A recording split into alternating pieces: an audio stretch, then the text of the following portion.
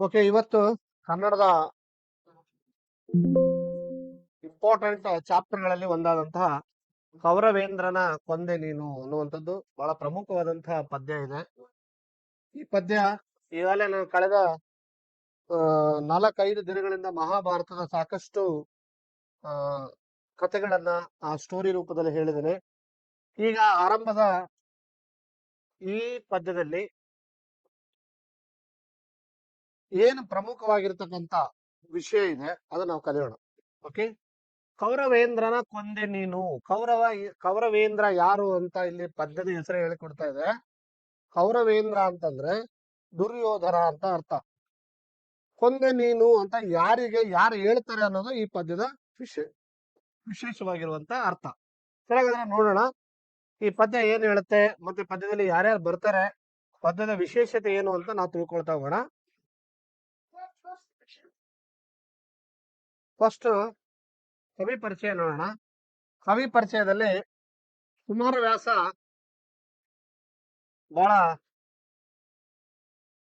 ಕುಮಾರವ್ಯಾಸ ಅಂತ ಹೇಳಿದ್ರೆ ಆತ ಪ್ರಸಿದ್ಧನಾಗಿದ್ದಾನೆ. ಈತನ ಹೆಸರು ಗದಗಿನ ನಾರಾಯಣಪ್ಪ ಅಂತ ಕರಿತಿದ್ರು. ಯಾಕಂದ್ರೆ ಗದಗ ಪ್ರಾಂತದ ಕೋಳಿವಾಡದಲ್ಲಿ ಇವರು ಜನಿಸಿರೋರು. ಹಳೆಗನ್ನಡದ ಕವಿ, 15ನೇ ಶತಮಾನದಲ್ಲಿದ್ದಂತ ಕವಿ. ಇವರು ಹುಟ್ಟಿದ್ದು 1430 ಅಂತ ಹೇಳ್ತಾರೆ. ಶಾಲಿವಾರ ಶಕೆ 1430ರಲ್ಲಿ ಜನಿಸಿದ್ದಾರೆ. ಇನ್ನ ಆದಿಕವಿ ಪಂಪ ಅಂದ್ರೆ ಕನ್ನಡದ ಕವಿಗಳಲ್ಲಿ ಪ್ರಮುಖವಾದ ಕವಿ ಯಾರು ಅಂತ ಕೇಳಿದ್ರೆ ಪಂಪ ಅಂತ ಕರಿತೀವಿ. ಪಂಪ, ರನ್ನ, ಪೊನ್ನ ಅಂತ ಕರಿತೀವಿ. ಅವನ್ನ ಬಿಟ್ರೆ ಯಾರಪ್ಪ ಅಂದ್ರೆ ಕುಮಾರವ್ಯಾಸ ಅಂತ ನಾವು ಹೇಳ್ಬೋದು. ಯಾಕೆಂದ್ರೆ ವ್ಯಾಸರ ಮಹಾಭಾರತದ ಕನ್ನಡದಲ್ಲಿ ಮೊದಲ 10 ಪರ್ವಗಳನ್ನ ರಚಿಸಿ ಪಂಡಿತರಿಗೆ ಮಾತ್ರ ಅಲ್ಲದೆ ಪಾಮರರಿಗೂ ಕಾಮಧೇನು ಎಂಬ ಗೌರವಕ್ಕೆ ಪಾತ್ರನಾದಂತ ವ್ಯಕ್ತಿ ಯಾರು ಅಂದ್ರೆ ಕುಮಾರವ್ಯಾಸ. ಓಕೆ, ಸೊ ಹಾಗಾದ್ರೆ ಕುಮಾರವ್ಯಾಸ ಅನ್ನೋದು ಮೊದಲೆಲ್ಲ ಹೆಂಗಿತ್ತು ಅಂದ್ರೆ ಎಲ್ಲರೂ ಸಂಸ್ಕೃತದಲ್ಲೇನೆ ಮಹಾಭಾರತದ ಪರ್ವಗಳನ್ನ ಬರೆದಿದ್ದಾರೆ. ಮಹಾಭಾರತ ಪರ್ವಗಳೆಲ್ಲವೂ ಕೂಡ ಸಂಸ್ಕೃತದಲ್ಲಿ ಬರಿತಾ ಇದ್ವು. ಆದ್ರೆ ಸಾಮಾನ್ಯ ಜನರಿಗೆ ಮುಟ್ಟಿರ್ಲಿಲ್ಲ. ಸೊ ಕುಮಾರವ್ಯಾಸ ಯಾಕೆ ಇಷ್ಟು ಪ್ರಮುಖನಾಗ್ತಾನೆ ಅಂತಂದ್ರೆ, ಕೇವಲ ಮೊದಲಿಂದ ಭಾಷೆ ಯಾವ್ದಿತ್ತು, ಬಹಳ ಫೇಮಸ್ ಭಾಷೆ ಯಾವುದು ಅಂದ್ರೆ ಅದು ಸಂಸ್ಕೃತ ಇತ್ತು. ಇದು ಸಂಸ್ಕೃತದಲ್ಲಿನೇ ಎಲ್ಲರೂ ಕೂಡ ಮಹಾಭಾರತವನ್ನ ಬರೆದಿದ್ರು. ಇವರು ಸಾಮಾನ್ಯ ಜನರಿಗೆ ಅರ್ಥ ಆಗ್ಲಿ ಅಂತೇಳಿ ಕನ್ನಡ ಭಾಷೆಯನ್ನ ಅಚ್ಚ ಕನ್ನಡದಲ್ಲಿ ಬರೀತಾರೆ. ಹಾಗಾಗಿ ಕುಮಾರವ್ಯಾಸ ಎಲ್ಲ ಕಡೆ ಕೂಡ ಬಹಳ ಪ್ರಖ್ಯಾತರಾಗ್ತಾರೆ. ಅದಕ್ಕಾಗಿ ಇವರ ಮಹಾಭಾರತವನ್ನ ಏನೆಲ್ಲ ಹೆಸರುಗಳಿಂದ ಕರೀತಾರೆ ನೆನಪಿಟ್ಕೊಳ್ಳಿ. ಮೊದಲನೇದು ಕನ್ನಡ ಭಾರತ ಅಂತ ಕರೀತಾರೆ. ಯಾಕಂದ್ರೆ ಅಚ್ಚ ಕನ್ನಡದಲ್ಲಿ ಬರೀತಾರೆ. ಆ ಮಹಾಭಾರತ ಅನ್ನೋದನ್ನ ಕನ್ನಡ ಭಾರತ ಅಂತ ಕರೀತಾರೆ.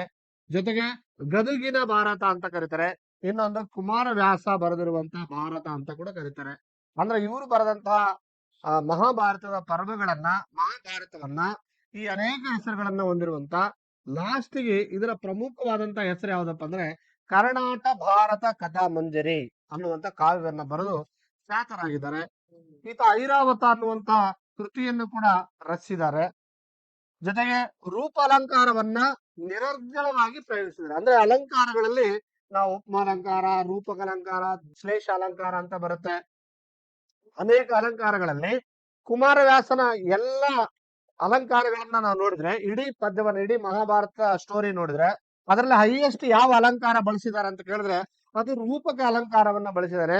ಹಾಗಾಗಿ ಇದು ಇನ್ನೊಂದು ಬಿರುದು ಕೂಡ ಸಿಕ್ಕಿದೆ, ಅದು ರೂಪಕ ಸಾಮ್ರಾಜ್ಯ ಚಕ್ರವರ್ತಿ ಎನ್ನುವಂತ ಬಿರುದು ಕೂಡ ಸಿಕ್ಕಿದೆ. ಸೊ ಹಾಗಾಗಿ ಇನ್ನು ವೀರನಾರಾಯಣನ ಪರಮ ಭಕ್ತನಾದಂತ ಇವರು ಭಾಗವತ ಸಂಪ್ರದಾಯವನ್ನ ಬಹಳ ಸರಳ, ಸುಂದರ ಹಾಗೂ ರಂಜನೀಯವಾಗಿ ಪರಿಚಯ ಮಾಡಿ ಜನಪ್ರಿಯಗೊಳಿಸಿದ್ದಾರೆ. ಇವರಿಗೆ ರೂಪಕ ಸಾಮ್ರಾಜ್ಯ ಚಕ್ರವರ್ತಿ ಅಂತ ಕರೀತಾರೆ. ಜೊತೆಗೆ ಇವರು ವೀರನಾರಾಯಣನ ಪರಮ ಭಕ್ತ. ಈತ ಭಾಗವತ ಸಂಪ್ರದಾಯವನ್ನ ಬಹಳ ಸರಳ, ಸುಂದರ ಹಾಗೂ ರಂಜನೀಯವಾಗಿ ಪರಿಚಯಿಸಿ ಜನಪ್ರಿಯಗೊಳಿಸಿದ್ದಾರೆ. ನಡುಗನ್ನಡ ಕಾವ್ಯ ಪರಂಪರೆಯಲ್ಲಿ ಇವರು ಪ್ರಮುಖವಾದವರು. ಹಾಗಾಗಿ ಗದಗಿನ ಭಾರತ ಅತ್ಯಂತ ಜನಪ್ರಿಯವಾದ ಕಾವ್ಯ ಅಂತ ನಾವು ಹೇಳ್ಬಹುದು. ಸರಿ, ಹಾಗಾದ್ರೆ ಕುಮಾರವ್ಯಾಸ ವಿರಚಿತ ಕರ್ನಾಟಕ ಕಥಾ ಮಂಜರಿ ಕಾವ್ಯದ ಉದ್ಯೋಗ ಪರ್ವ, ಅನೇಕ ಪರ್ವಗಳಿದಾವೆ. ಆ ಪರ್ವಗಳಲ್ಲಿ ಉದ್ಯೋಗ ಪರ್ವದಿಂದ ಕೌರವೇಂದ್ರನ ಕೊಂದೆ ನೀನು ಅನ್ನುವಂತ ಒಂದು ಕಾವ್ಯ ಭಾಗವನ್ನ ಆಯ್ಕೆ ಮಾಡಿ ನಿಮಗೆ ಇಲ್ಲಿ ಕೊಟ್ಟಿದ್ದಾರೆ. ಸರಿ, ಹಾಗಾದ್ರೆ ಇಡೀ ನಾನು ಮಹಾಭಾರತದ ಸ್ಟೋರಿ ಹೇಳಿದ್ದೀನಿ. ಮತ್ತೊಮ್ಮೆ ಇದರ ಆಶಯ ಏನು, ಈ ಪದ್ಯದ ಆಶಯ ಏನು ಅನ್ನೋದ್ರ ಬಗ್ಗೆ ನಾವು ತಿಳ್ಕೊಳ್ಳೋಣ. ಮೊದಲನೇದು, ಜೀವನದಲ್ಲಿ ಪರಸ್ಪರ ಹೊಂದಾಣಿಕೆ ಮತ್ತು ಸಾಮರಸ್ಯದ ಬದುಕು ಅನ್ನೋದು ಅಪೇಕ್ಷಣೀಯ. ಬಹಳ ಇಂಪಾರ್ಟೆಂಟ್ ಮಾತಿದು. ಯಾಕಂದ್ರೆ ಜೀವನ ಅನ್ನೋದು ಜಂಜಾಟ. ಅದರಲ್ಲಿ ನಾವು ಮೊದಲೇದು ಏನಂದ್ರೆ ಒಬ್ರಿಗೊಬ್ರು ಹೊಂದಾಣಿಕೊಂಡು ಹೋಗ್ಬೇಕು. ಮನೆಯಲ್ಲಿ ಅಣ್ಣ ತಮ್ಮ ಅಕ್ಕ ತಂಗಿ ತಂದೆ ತಾಯಿ ಎಷ್ಟೋ ಸಲ ಜಗಳಾಡ್ತೀವಿ, ಎಷ್ಟೋ ಸಲ ಬಡದಾಡ್ತೀವಿ, ಒದರಾಡ್ತೀವಿ, ಹೊಡೆದಾಡ್ತೀವಿ. ಆದ್ರೆ ಅದು ಅಲ್ಲಿಗೆ ಬಿಡ್ಬೇಕು. ಯಾಕಂದ್ರೆ ನಾವೆಲ್ಲರೂ ಕೂಡ ಒಂದೇ ಕುಟುಂಬದಲ್ಲಿ ಜೀವನ ಮಾಡ್ತಾ ಇರ್ತೀವಿ, ಒಂದೇ ಕುಟುಂಬದ ಪರಂಪರೆಯಲ್ಲಿ ಬೆಳೆದಿರ್ತೀವಿ. ಮತ್ತೆ ಬೆಳಗ್ಗೆ ಎದ್ದು ಕೂಡಲೇ ಅದೇ ಜೀವನವನ್ನ ಮಾಡ್ಬೇಕು, ಎಲ್ಲರೂ ಸೇರ್ಲೇಬೇಕು. ಸೊ ಆದ್ರೆ ಇಲ್ಲಿ ನಾವು ಹೊಂದಾಣಿಕೊಂಡು ಹೋಗ್ಲಿಲ್ಲಪ್ಪ ಅಂದ್ರೆ ಅದು ಬದುಕೇ ಅಲ್ಲ. ಅದಕ್ಕೆ ಒಂದು ಕಡೆಗೆ ದ.ರಾ ಬೇಂದ್ರೆ ಅವರು ಒಂದು ಮಾತು ಹೇಳ್ತಾರೆ. ಏನ್ ಹೇಳ್ತಾರೆ ಗೊತ್ತಾ? ಸರಸ ವಿರಸ ಸಮರಸವೇ ಜೀವನ ಅಂತ. ಅಂದ್ರೆ ಸರಸ ಬಹಳ ಸಂತೋಷದಿಂದ ಇರೋದು, ಸಲ್ಲಾಪದಿಂದ ಇರೋದು, ಖುಷಿಯಿಂದ ಇರೋದು. ವಿರಸ ಜಗಳ ಕೂಡ ಬರ್ತವೆ. ನಾವು ನಮ್ಮ ಮನೆಯಲ್ಲಿ ಇನ್ನವರೆಗೆ ಜಗಳ ಆಡಿಲ್ಲ ಅನ್ನುವಂತ ಕುಟುಂಬ ಯಾವುದೂ ಇಲ್ಲ. ಅಣ್ಣ ತಮ್ಮಂದ್ರೆ ಜಗಳ ಆಡ್ತಾರೆ, ಗಂಡ ಹೆಂಡತಿ ಜಗಳ ಆಡ್ತಾರೆ, ತಂದೆ ತಾಯಿ ಎದುರಿಗೆ ಮಕ್ಕಳ ಜೊತೆ ಜಗಳ ಆಡ್ತಾರೆ. ಸಾಕಷ್ಟು ಜಗಳಗಳು ಇರ್ತಾವ. ಅಕ್ಕ ತಂಗಿ ಅಣ್ಣ ತಮ್ಮ ಎಲ್ಲರ ಮಧ್ಯದಲ್ಲಿ ಜಗಳ ಇದ್ದೇ ಇರುತ್ತೆ. ಹಾಗಂತೇಳಿ ಸಂತೋಷ ಇಲ್ಲ ಅಂತೇಳಿ ಹಬ್ಬದ ದಿನ ಎಲ್ಲರೂ ಸಂತೋಷವಾಗಿರ್ತೀವಿ, ಬಹಳ ಖುಷಿಯಿಂದ ಇರ್ತೀವಿ, ಹೊಸ ಬಟ್ಟೆಗಳನ್ನ ತೊಡ್ತೀವಿ, ಏನೆಲ್ಲ ಆಚರಣೆಗಳನ್ನ ಮಾಡ್ತೀವಿ, ಪದ್ಧತಿಗಳನ್ನ ಆಚರಣೆ ಮಾಡ್ತೀವಿ, ಸಂತೋಷದಿಂದ ಇರ್ತೀವಿ, ಜಗಳ ಆಡ್ತೀವಿ. ಮತ್ತೆ ಸರಸ ವಿರಸ ಜೊತೆಗೆ ಸಮರಸ ಮತ್ತೆ ಬೆರಿಬೇಕು. ಮತ್ತೆ ಬೆಳಗ್ಗೆ ಎದ್ದು ಕೂಡ ನಾವು ಅವ್ರ ಜೊತೆಗೆ ಜೀವನ ಮಾಡ್ತಾ ಇರ್ತೀವಿ, ಒಂದೇ ಕುಟುಂಬದಲ್ಲಿ ಬದುಕ್ತೀವಿ ಅಂದ್ಮೇಲೆ ಸರಸ ವಿರಸ ಸಮರಸ ಇದ್ರೆ ಮಾತ್ರ ಜೀವನ. ಅದಕ್ಕೆ ಸಾಮರಸ್ಯದ ಬದುಕು ಇಲ್ಲ ಅಂದ್ರೆ ಅದು ಎಂತ ದುಸ್ಥಿತಿಗೆ ಬರುತ್ತೆ ಅನ್ನೋದು ಮಹಾಭಾರತ ದೊಡ್ಡ ಉದಾಹರಣೆ. ಯಾಕಂದ್ರೆ ಇಲ್ಲಿ ಮಹಾಭಾರತ ದೊಡ್ಡ ಯುದ್ಧ ಆಯ್ತು, ನಾವು ಕುರುಕ್ಷೇತ್ರ ಯುದ್ಧ ನೋಡಿದ್ವಿ, 18 ದಿನಗಳ ಕಾಲ ಯುದ್ಧ ಆಯ್ತು ಅಂತ ನಾವು ಕಲಿತೀವಿ. ಅವ್ರು ಬೇರೆ ಯಾರು ಅಲ್ಲ, ಇಬ್ರು ಅಣ್ಣ ತಮ್ಮಂದಿರೇ ಆಗ್ಬೇಕು. ಆದ್ರೆ ಅದು ಯಾವ ಮಟ್ಟಕ್ಕೆ ಹೋಗುತ್ತೆ ಅಂತಂದ್ರೆ ಯುದ್ಧದ ಸ್ಥಿತಿಗೆ ಹೋಗಿ ಕೊನೆಗೆ ಲಕ್ಷಾಂತರ ಕೋಟ್ಯಾಂತರ ಜನ ಸಾಯುವ ಪರಿಸ್ಥಿತಿ ಬರುತ್ತೆ. ಅದಕ್ಕಾಗಿ ನಮ್ಮಲ್ಲಿ ಸಂತೋಷ ಸಲ್ಲಾಪ ಜೊತೆಗೆ ಜಗಳ ಇದ್ರೂ ಮತ್ತೆ ಜೀವನ ಏನಾಗಬೇಕು, ಹೊಂದಾಣಿಕೊಂಡು ಹೋಗ್ಬೇಕು. ಅದು ಸಾಧ್ಯವಾಗದೆ ಮತ್ಸರ ಛಲ ಪ್ರಧಾನವಾದರೆ ಸಂಘರ್ಷ ಅನಿವಾರ್ಯ ಆಗ್ತದೆ. ಎಷ್ಟೋ ಕುಟುಂಬಗಳು ನೋಡಿರ್ಬೇಕು ನೀವು, ಕೋರ್ಟ್ಗಳಲ್ಲಿ ಅಣ್ಣ ತಮ್ಮಂದ್ರ ಕೇಸ್ ಬರ್ತಾವ, ಅಕ್ಕ ತಂಗಿಯಂದ್ರ ಕೇಸ್ ಬರ್ತಾವ, ಅತ್ತೆ ಸೊಸೆ ಕೇಸ್ ಬರ್ತಾವ, ತಂದೆ ತಾಯಿ ಕೇಸ್ ಬರ್ತಾವ. ತಂದೆ ಮಗನನ್ನ ಕೊಂದಿದ್ದು, ಇಲ್ಲ ಮಗ ತಂದೆಯನ್ನ ಕೊಂದಿದ್ದು, ಹೆಂಡತಿ ಗಂಡನನ್ನ ಕೊಲೆ ಮಾಡಿದ್ದು, ಹೆಂಡತಿಯನ್ನ ಗಂಡ ಕೊಲೆ ಮಾಡಿದ್ದು, ಇಂತ ಅನೇಕ ಕೇಸ್ಗಳನ್ನ ನೋಡ್ತೀವಿ. ಯಾಕೆ ಗೊತ್ತಾ? ನಾ ಹೇಳದಲ್ಲ, ಸರಸ ವಿರಸ ನೆಕ್ಸ್ಟ್ ಸಮರಸ ಆಗಿಲ್ಲ ಅಂದ್ರೆ ಅದೇನಾಗತ್ತೆ, ಸಂಘರ್ಷಕ್ಕೆ ಅನಿವಾರ್ಯ ಆಗತ್ತೆ. ಕೊನೆಗೆ ಕೋರ್ಟ್ ಮೆಟ್ಟಲ್ ಹತ್ತಾರ, ಪಶ್ಚಾತ್ತಾಪ ಪಡ್ತಾರ. ಎಷ್ಟೋ ಜನ ಇವತ್ತಿಗೂ ಜೈಲು ವಾಸ ಅನುಭವಿಸ್ತಾ ಇದಾರೆ. ಆಮೇಲೆ ಪಶ್ಚಾತ್ತಾಪ ಪಟ್ರೆ ಯಾವ್ದು ಬರೋದಿಲ್ಲ ನಮ್ಗೆ, ಅಲ್ವಾ? ಸೊ ಹಾಗಾಗಿ ಒಬ್ಬರನ್ನೊಬ್ಬರು ನಾಶ ಮಾಡುವವರೆಗೂ ಅದು ಬೆಳೆಯುತ್ತದೆ. ಯಾವ ಮಟ್ಟಕ್ಕೆ ಬೆಳೀತದೆ ಅನ್ನೋದಕ್ಕೆ ಬೆಸ್ಟ್ ಎಕ್ಸಾಂಪಲ್ ಮಹಾಭಾರತ. ಕೋಟ್ಯಾಂತರ ಜನ ಜಗಳ ಆಡ್ತಾ ಇರೋದು ಅಣ್ಣ ತಮ್ಮಂದಿರು. ಹಸ್ತಿನಾಪುರದ ಆ ಭೂಮಿಯ ಒಡೆತನಕ್ಕೆ ಜಗಳ ಆಡ್ತಾರೆ. ಕೊನೆಗೆ ಎಲ್ಲಿಗೆ ಹೋಗುತ್ತದು, ನಾಶವಾದ ಮಟ್ಟಕ್ಕೆ ಬೆಳೀತದೆ. ಅದರ ಪರಿಣಾಮ ಘೋರವಾದುದು. ಅದರ ಅರಿವುದಾದರೂ ಪ್ರತಿಷ್ಠೆಯಿಂದ ಹಠ ಸಾಧಿಸಿದಾಗ ಗೆಲ್ಲಲು ಉಳಿಯಲು ವಿವಿಧ ತಂತ್ರಗಳನ್ನ ಬಳಸೋದು ಸಹಜ. ಈಗ ನಾನ್ ನನ್ನ ಕುಟುಂಬದವರೊಡನೆ ಜಗಳ ಆಡ್ತಾ ಇದ್ದೀನಿ ಅಂದ್ರೆ ಅಲ್ಲಿ ಏನಾಗ್ಬಿಡುತ್ತೆ, ಕಂಪ್ಲೀಟ್ ವೈರತ್ವವೇನೆ. ಅವನು ಉಳಿಬೇಕು ಒಂದು, ಇಲ್ಲ ನಾನು ಉಳಿಬೇಕು ಒಂದು, ಆ ಲೆವೆಲ್ಗೆ ಬೆಳವಣಿಗೆ ಆಗ್ಬಿಡುತ್ತೆ. ಅಲ್ಲಿ ಶತ್ರುತ್ವ ಅನ್ನೋದು ಹೆಚ್ಚಿನ ಮಟ್ಟಕ್ಕೆ ಹೋಗುತ್ತೆ. ಅದು ಸಮರಕ್ಕೆ ಕೇಳಿದ ಕೊನೆಗೆ ಏನಾಗುತ್ತೆ, ನಾಶವನ್ನೇ ಕಾಣುತ್ತೆ. ನಾಶವನ್ನೇ ಕಾಣ್ತೀವಿ ಹೊರತಾಗಿ ಅಲ್ಲಿ ಯಾವುದೇ ರೀತಿ ಯಾರಿಗೂ ಲಾಭ ಇಲ್ಲ. ಸೊ ಕಾದಾಡುವ ಮುನ್ನ ಶತ್ರು ಬಲದ ವಿವಿಧ ಆಯಾಮಗಳನ್ನ ಶಮನಗೊಳಿಸಿದಾಗ ಗೆಲುವು ಸಾಧ್ಯ ಎಂಬುದು ಒಂದು ರಾಜತಂತ್ರ. ಅದರಂತೆ ಇಲ್ಲಿ ಏನಾಗುತ್ತೆ, ಧರ್ಮ ಪಾಂಡವರ ಪರವಿದ್ದುದರಿಂದ, ಧರ್ಮ ಯಾರ ಕಡೆ ಇತ್ತು, ಪಾಂಡವರ ಕಡೆ ಇತ್ತು. ಶ್ರೀಕೃಷ್ಣ ಕೌರವರ ಪಕ್ಷದ ವೀರ ಕರ್ಣರ ಜನ್ಮ ರಹಸ್ಯವನ್ನ ಹೇಳಿ ತನ್ನವರಿಗೆ ಆತನಿಂದ ಅಪಾಯವಾಗದಂತೆ ಮಾಡುವ ಹೃದಯ ವಿದ್ರಾವಕ ಸನ್ನಿವೇಶವೇ ಕೌರವೇಂದ್ರನ ಕೊಂದೆ ನೀನು. ಆಕ್ಚುಲಿ ಈ ಮಹಾಭಾರತ ನಾವು ನೋಡಿದ್ರೆ ಧರ್ಮ ಮತ್ತು ಅಧರ್ಮದ ವಿರುದ್ಧನೇ ಯುದ್ಧ. ಇಲ್ಲಿ ಧರ್ಮ ಗೆಲ್ಲೇಬೇಕು. ಧರ್ಮ ಗೆಲ್ಲಿಲ್ಲ ಅಂದ್ರೆ ಅಧರ್ಮ ತಾಂಡವಾಡ್ತದೆ. ಅಧರ್ಮ ತಾಂಡವಾಡಕತ್ತೆ ಅಂದ್ರೆ ಧರ್ಮಕ್ಕೆ ವ್ಯಾಲ್ಯೂವೇ ಸಿಗಲ್ಲ. ಸೊ ಹಾಗಾಗಿ ಧರ್ಮ ಗೆಲ್ಬೇಕು ಅಂತ ಹೇಳಿ ಧರ್ಮಕ್ಕೆ ಹಿಂದೆ ಇರುವಂತ ಧರ್ಮವನ್ನ ಫಾಲೋ ಮಾಡ್ತಾರಲ್ಲ ಫಾಲೋವರ್ಸ್, ಅವರು ಸಾಕಷ್ಟು ಕಷ್ಟವನ್ನು ಅನುಭವಿಸ್ಬೇಕಾಗತ್ತೆ. ಯಾಕಂದ್ರೆ ಧರ್ಮ ಅಷ್ಟು ಸುಲಭವಾಗಿ ಧರ್ಮದ ನಡೆಯಲ್ಲಿ ನಾವು ಹೋಗ್ಬೇಕಂದ್ರೆ ಬಹಳ ಕಷ್ಟ. ಯಾರು ನ್ಯಾಯ ನೀತಿ ಸತ್ಯದಿಂದ ನಡೀತಿರ್ತಾರೋ, ಧರ್ಮದಿಂದ ನಡೀತಿರ್ತಾರೋ ಅವರಿಗೆ ಕಷ್ಟ ಜಾಸ್ತಿ. ಯಾಕಂದ್ರೆ ಅವರು ಧರ್ಮದ ಮಾರ್ಗ ಅಷ್ಟು ಸುಲಭ ಇರೋದಿಲ್ಲ. ನಾವು ಯಾವ್ದೋ ಒಂದು ನ್ಯಾಯ ನೀತಿ ನಿಯಮಗಳನ್ನ ಹಾಕೊಳ್ತೀವಿ ಅಂದ್ರೆ ಅದನ್ನ ಫಾಲೋ ಮಾಡೋದು ಅಷ್ಟು ಸುಲಭ ಇರೋದಿಲ್ಲ. ಅಧರ್ಮ ಮಾಡೋರಿಗೆ ಪ್ರಾಬ್ಲಮೇ ಇಲ್ಲ. ಒಂದ್ ಮಾಡಿಲ್ಲ ಇನ್ನೊಂದು ಅಧರ್ಮ ಮಾಡ್ತಾರ. ಯಾಕಂದ್ರೆ ಅವ್ರಿಗೆ ಕಷ್ಟ ತಪ್ಪಿಸ್ಕೊಳಕ್ ದಾರಿ ಇರುತ್ತೆ. ಆದ್ರೆ ಮುಂದೊಂದು ದಿನ ದೊಡ್ಡ ಕಷ್ಟಕ್ಕೆ ಸಿಗಾಕೊಳ್ಬೇಕಂತ. ಅದಕ್ಕೆ ಒಂದ್ ಕಡೆಗೆ ಮಾತು ಬರುತ್ತೆ, ದೇವ್ರು ಅಧರ್ಮಿನಿಗೆ, ಅನ್ಯಾಯ ಮಾಡೋರಿಗೆ, ವಂಚನೆ ಮಾಡೋರಿಗೆ, ಮೋಸ ಮಾಡೋರಿಗೆ, ದ್ರೋಹ ಮಾಡೋರಿಗೆ ಕೊನೆವರೆಗೂ ಕೈ ಹಿಡಿತಾನೆ ಅಂತ. ಆದ್ರೆ ಲಾಸ್ಟಿಗೆ ಕೈ ಬಿಡ್ತಾನೆ. ಧರ್ಮೀಯರಿಗೆ ಕೊನೆವರೆಗೂ ಕೈ ಹಿಡಲ್ಲ, ಆದ್ರೆ ಲಾಸ್ಟಿಗೆ ಏನ್ ಮಾಡ್ತಾನೆ, ಕೈ ಹಿಡಿತಾನೆ. ಅದಕ್ಕೆ ಯಾವಾಗ್ಲೂ ಯಾವುದೇ ಇತಿಹಾಸವನ್ನ ನೋಡಿ ಧರ್ಮವಾಗಿ ಗೆದ್ದಿದೆ. ಧರ್ಮಕ್ಕೆ ಗೆಲುವು, ಅಧರ್ಮಕ್ಕೆ ಸೋಲಿದೆ. ಮಹಾಭಾರತದಲ್ಲಿ ಹಂಗೆ. ಆಕ್ಚುಲಿ ಕರ್ಣ ಬಹಳ ಒಳ್ಳೆಯದು. ಕರ್ಣನ ಇತಿಹಾಸದಲ್ಲಿ ಆತ ಅಪ್ಪಿ ತಪ್ಪಿಯಾಗಿ ಪಾಂಡವರ ಕುಲಕ್ಕೆ ದೊಡ್ಡವನಾಗ್ಬೇಕಾದಂತ ಪರಿಸ್ಥಿತಿ ಇದ್ರು ಆತ ಕರ್ಣನ ಸ್ಥಿತಿ ಹೆಂಗಾಗ್ಬಿಡುತ್ತೆ ಅಂದ್ರೆ ಅನಿವಾರ್ಯವಾಗಿ ಅಧರ್ಮದ ಕಡೆ ನಿಲ್ಬೇಕಾಗತ್ತೆ. ಕರ್ಣನ ಈ ಪರಿಸ್ಥಿತಿಯನ್ನ ಕಂಡಂತ ಕೃಷ್ಣ ಏನ್ ಮಾಡ್ತಾನೆ, ಈ ಅಧರ್ಮದಿಂದ ಧರ್ಮಕ್ಕೆ ಆತನನ್ನ ಕರ್ಕೊಂಡ್ ಬರ್ಬೇಕು ಅನ್ನೋದು ಆಸೆ. ಮತ್ತೆ ಆ ಅಧರ್ಮ ಹೆಂಗಿದ್ರು ಸೋಲ್ತದೆ ಅಂತ ಅದು ಗೊತ್ತಿತ್ತು. ಸೊ ಹಾಗಾಗಿ ಧರ್ಮಕ್ಕೆ ಆ ಕರ್ಣನನ್ನ ಕರಿತರಬೇಕು ಅಂತ ಕೃಷ್ಣ ಪ್ರಯತ್ನ ಮಾಡ್ತಾನೆ. ಮತ್ತೆ ಇದರಲ್ಲಿ ಏನ್ ಮಾಡ್ತಾರೆ, ಆತನ ಜನ್ಮ ರಹಸ್ಯವನ್ನ ಹೇಳ್ತಾನೆ.